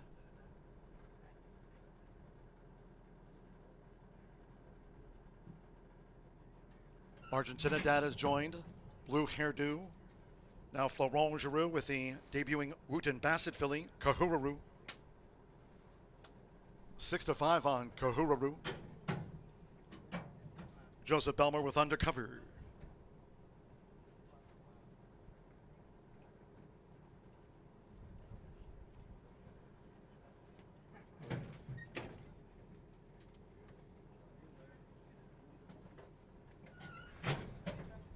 Now Mendy, Theodore Mendelssohn, Samir Bermudez on the Monday score sheet to couple them back.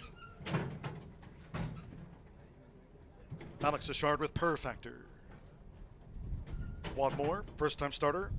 Theodore Catholic Boy Phrase. Hanalei has a win on the card this over the mile. 3-2 favorite, the French bred Wooten Bassett filly, Kahuru. They're in the gate.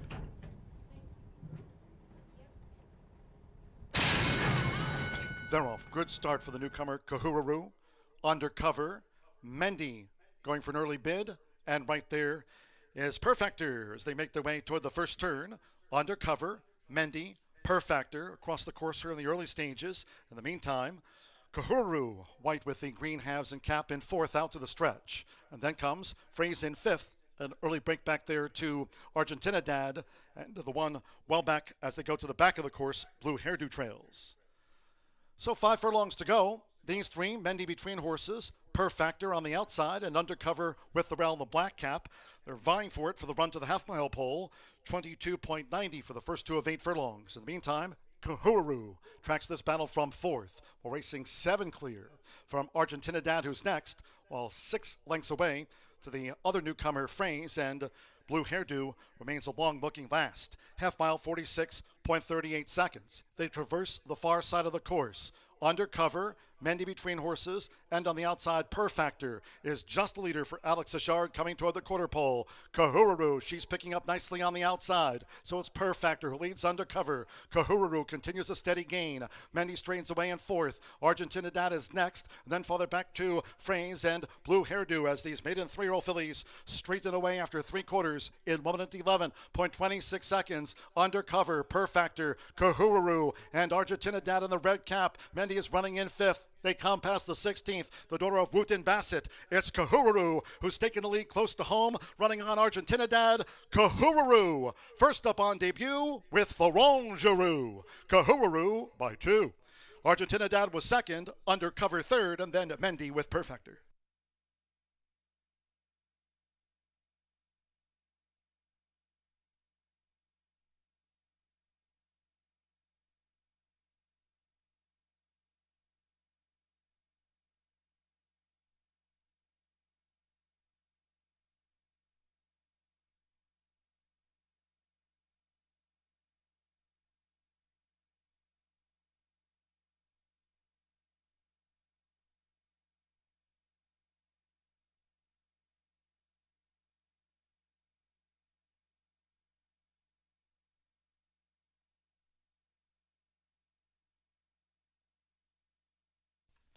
Number 7, Kahuraru.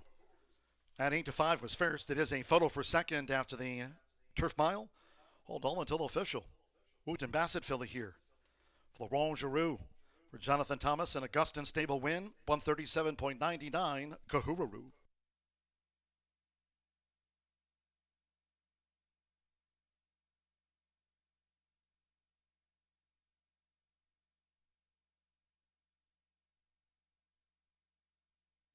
The judges have posted number 5, Argentina Dad. At 7-1 second, number 8, Undercover. At 17-1 third, 10 Perfector.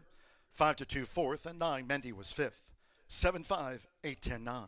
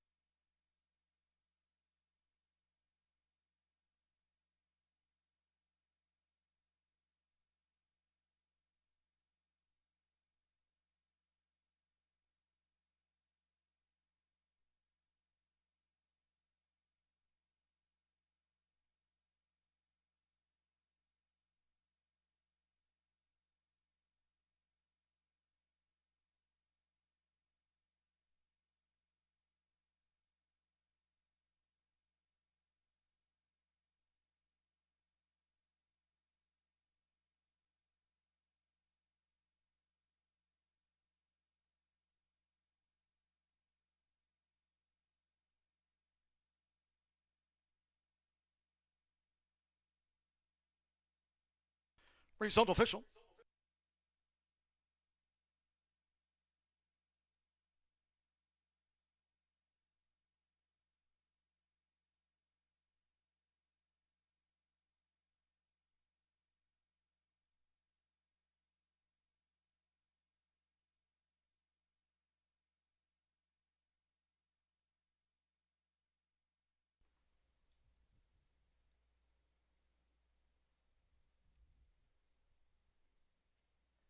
Returning to the Murphy Trailer Sales winner circle, the 7, Kahuraru with Florent Giroux. Kahuraru is a 3-year-old bay filly by Wooten Bassett out of the Distorted Humor mare, Pearl Rare, bred in France by Arras de Retham, Yakatek Sarl, and Coffin Fest. Jonathan Thomas trains her George Strawbridge's Augustin stable. Horseshoe Indianapolis congratulates the winning connections of Kahuraru.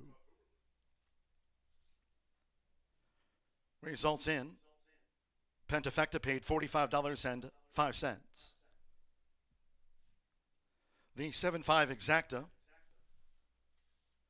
returned $38.80, 50-cent trifecta, 758, $66.10, 8-7 double, $46.40. Late pick 4, $237.50. Per factor 4th, 10-cent superfecta, $45.67. Pick 3. At pick 3 result, the pick 4 paid 4-4, $237.50. Pick 3, $65.65 and $1,893.30. The 50-cent late fire 5 on 5 of 5. 137.99 after the maiden 3-year-old fillies turf mile. 137.99, and the favorite was first. Ninth and final, closing with a quarter horse maiden over the 300 yards. Fast track headwind.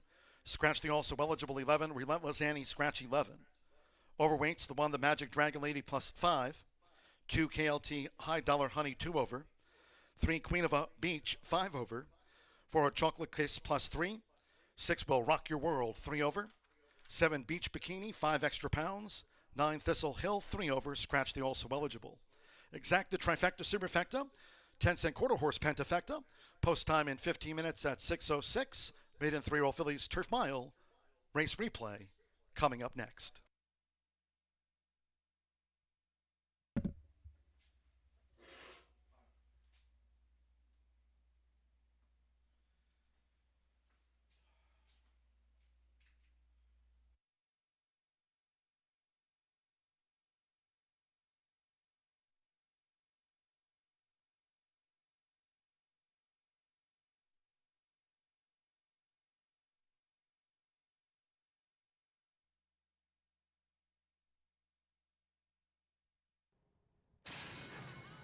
They're off. Good start for the newcomer, Kahuraru. Undercover, Mendy going for an early bid. And right there is Perfector as they make their way toward the first turn.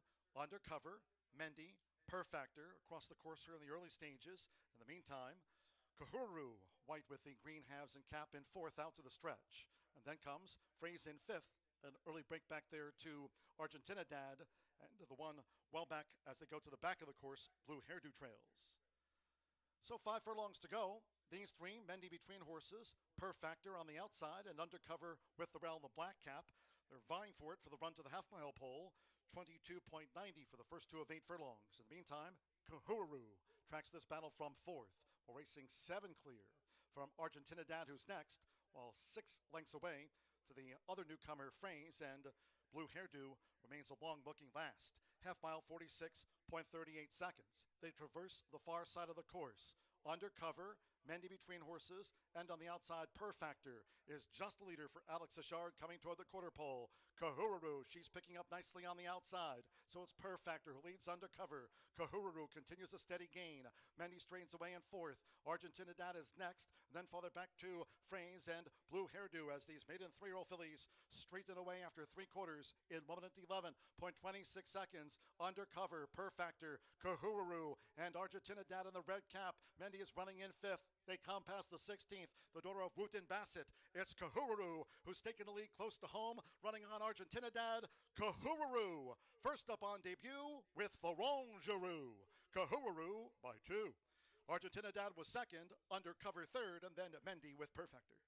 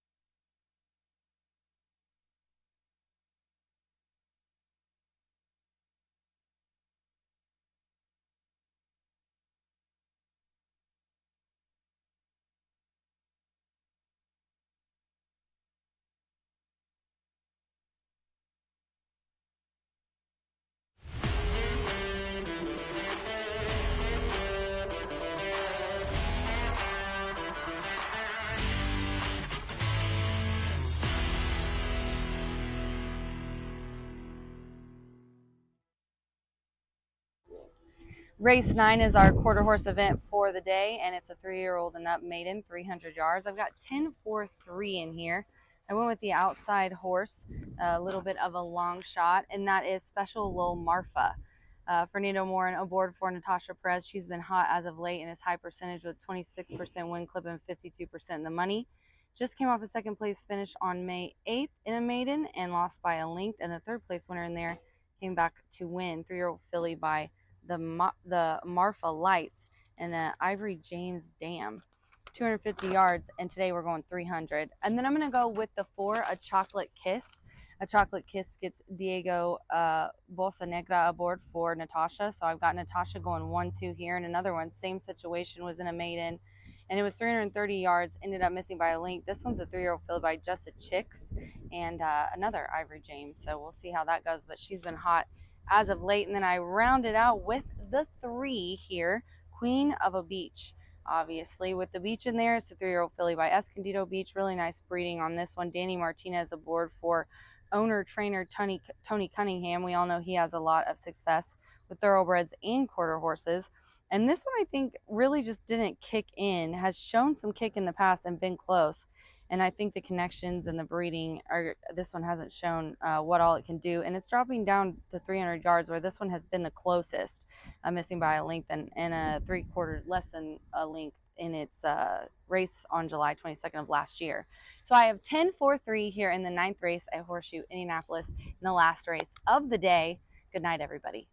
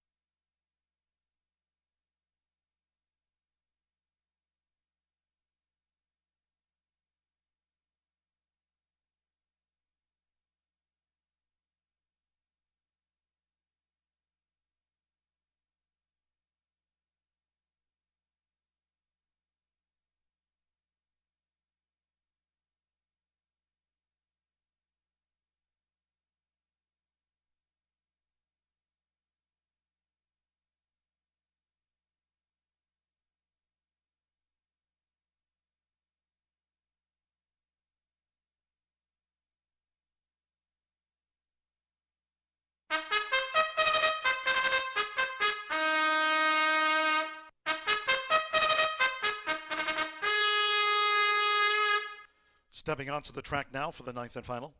Quarter horse Maiden over the 300 yards, fast headwind. Scratch the also eligible 11, Relentless Annie. 1, the Magic Dragon Lady, 5 over. 2, KLT High Dollar Honey, 2 over. 3, Queen of a Beach, 5 over. 4, Chocolate Kiss, 3 extra pounds. 6, Will Rock Your World, 3 over. 7, Beach Bikini, 5 extra pounds on. 9, Thistle Hill, 3 over. Exacta, Trifecta, Superfecta, Quarter Horse Pentafecta.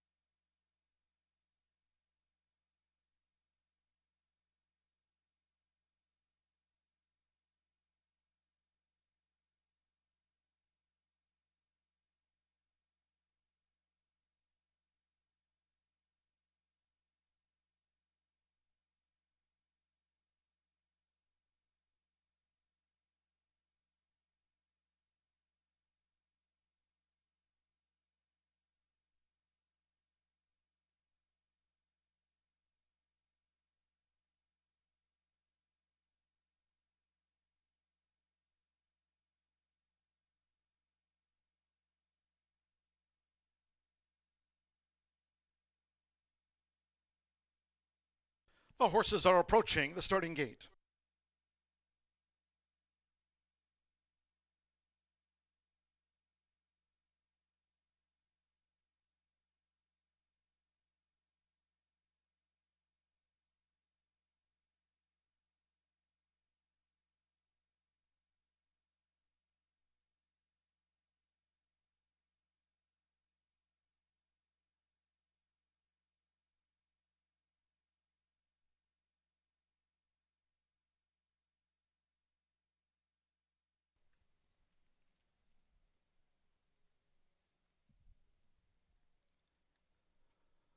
The horses have reached the starting gate.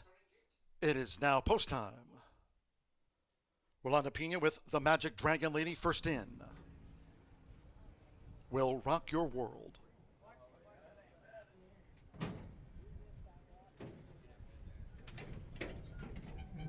Up comes KLT High Dollar Honey.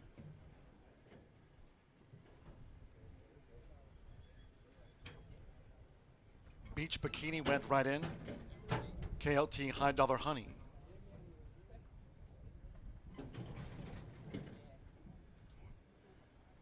La Una Diva. Queen of a Beach.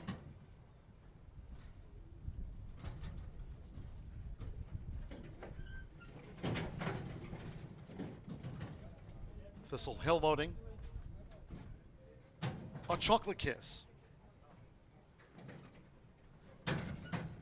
6-5 final favorite to Chocolate Kiss. Diego Bocanegro for Natasha Perez. Now Mr. Fantastic Meter drew 5.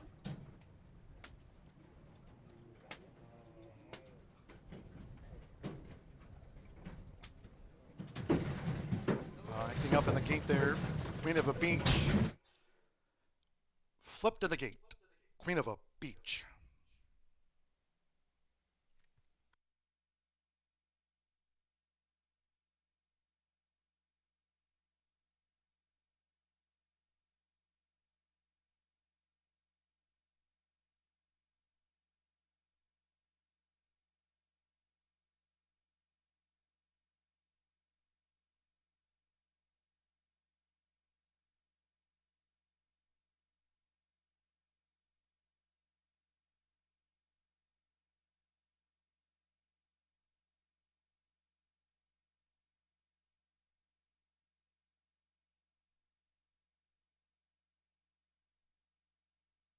Late scratch number 3, Queen of a Beach. Refunding all wagers here in the Maiden on 3, Queen of a Beach, a late scratch after flipping in the gate. By order of the stewards, upon recommendation of the track veterinarian, scratch 3, Queen of a Beach. There will be a 7-3 consolation double, 7-3 consolation double. Those using the 3, Queen of a Beach in a multi-race wager, you'll now receive the post-time favorite as your substitute in any multi-race wagers. They are back in the Maidens out of line. We're about 8 minutes past due. What's a few more minutes?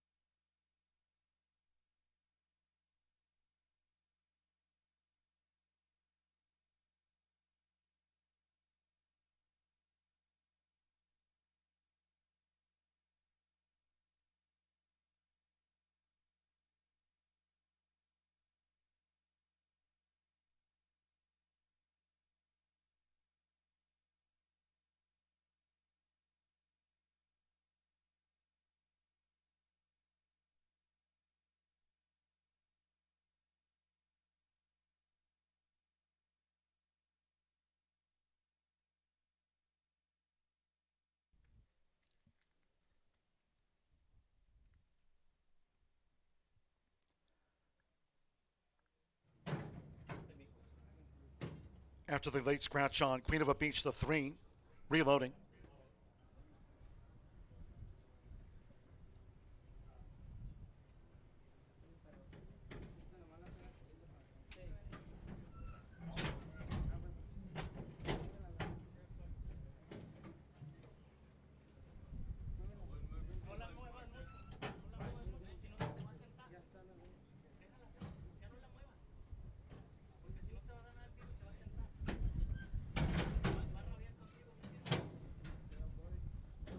A Chocolate Kiss going back in.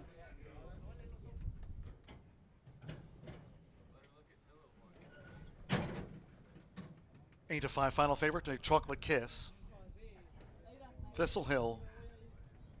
One more. Fernando Modern with Special O Marfa. Late scratch on 3, Queen of a Beach after flipping at the gate. Scratch the 3. 300 yards, fast track. Slight headwind, Tuesday post time here, 2:10 p.m. Eastern. Last of the day, all in. Off in the finale, Beach Bikini broke sharp, La Una Diva, a Chocolate Kiss, and the Magic Dragon Lady past the 220. Here comes Beach Bikini charging with on the outside La Una Diva and Thistle Hill, deeper out Special O Marfa. Beach Bikini. Beach Bikini takes the Maiden by 2. Special O Marfa on the wire for second with a Chocolate Kiss. La Una Diva, the Magic Dragon Lady, Thistle Hill.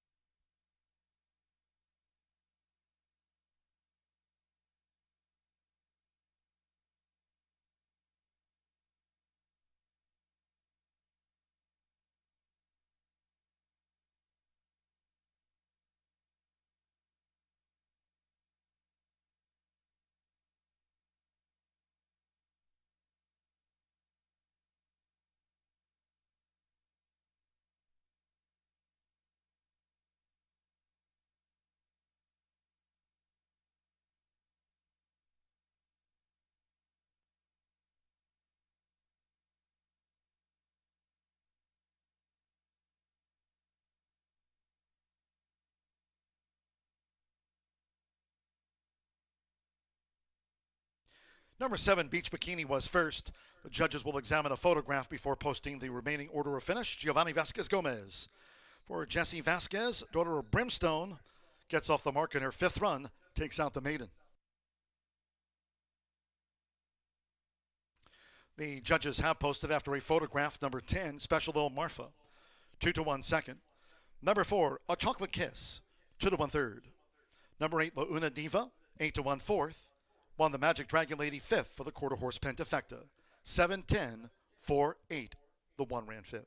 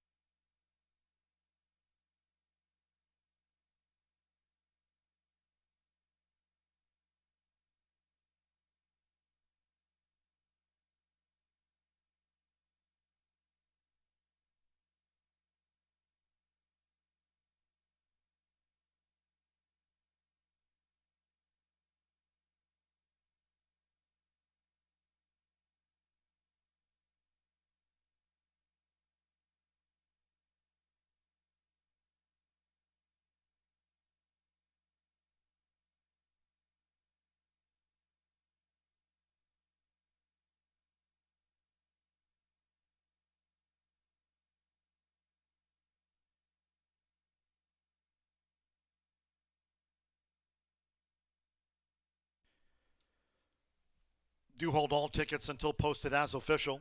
It appears there's been an objection lodged in the running of the maiden. 15.774 seconds. Hold all tickets.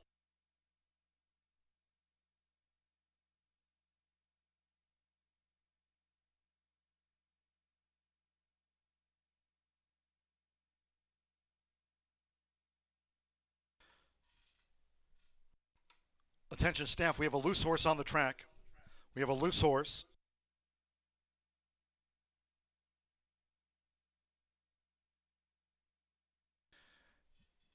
And jockey Diego Bocanegra has a hold of this loose filly, A Chocolate Kiss. There'll be no changes made to the run order. There was an objection lodged. It was quickly dismissed. In the Murphy Trailer Sales winner circle, the 7, Beach Bikini with Giovanni Vasquez Gomez. 3, Rosoro filly by Brimstone out of the Escondido Beach mare, Ms. Fool Me Once. Brennan, Indiana by Roy Moore, racing for Jessie Vasquez. Horseshoe Indianapolis congratulates the winning connections. There she is, Beach Bikini, on this hot day.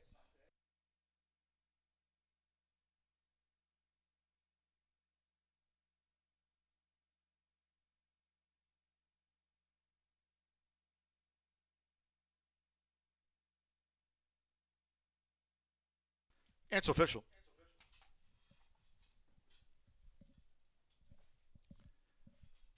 Final results in. 710 exacta paid $17.20. 10-cent Pentafecta, $24.25. The Magic Dragon Lady ran 5th.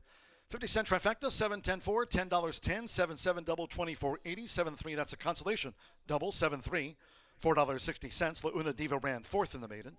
10-cent superfecta, 7-10-4-8, $5.37. Final pick 3 of the day paid $26.70.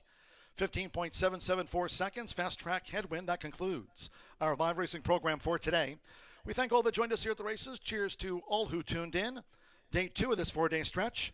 Tuesday post time, 2:10 p.m. Eastern. You can always follow us on social, on X, formerly Twitter, on X at HS Indy Racing, and subscribe to our YouTube channel at Horseshoe Indianapolis Racing. Until next time, for all of us here at the shoe, it's been my pleasure from the broadcast booth. Track announcer John G. Dooley saying goodnight.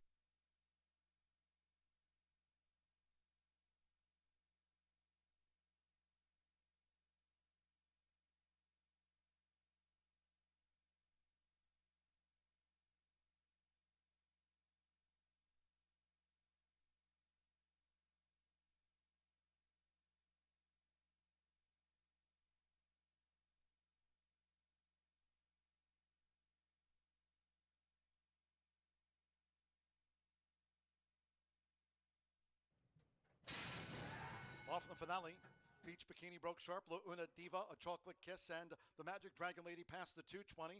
Here comes Beach Bikini charging with, on the outside, La Una Diva and Thistle Hill. Deeper out, Special Little Marfa. Beach Bikini. Beach Bikini takes the maiden by 2. Special Little Marfa on the wire for second with A Chocolate Kiss.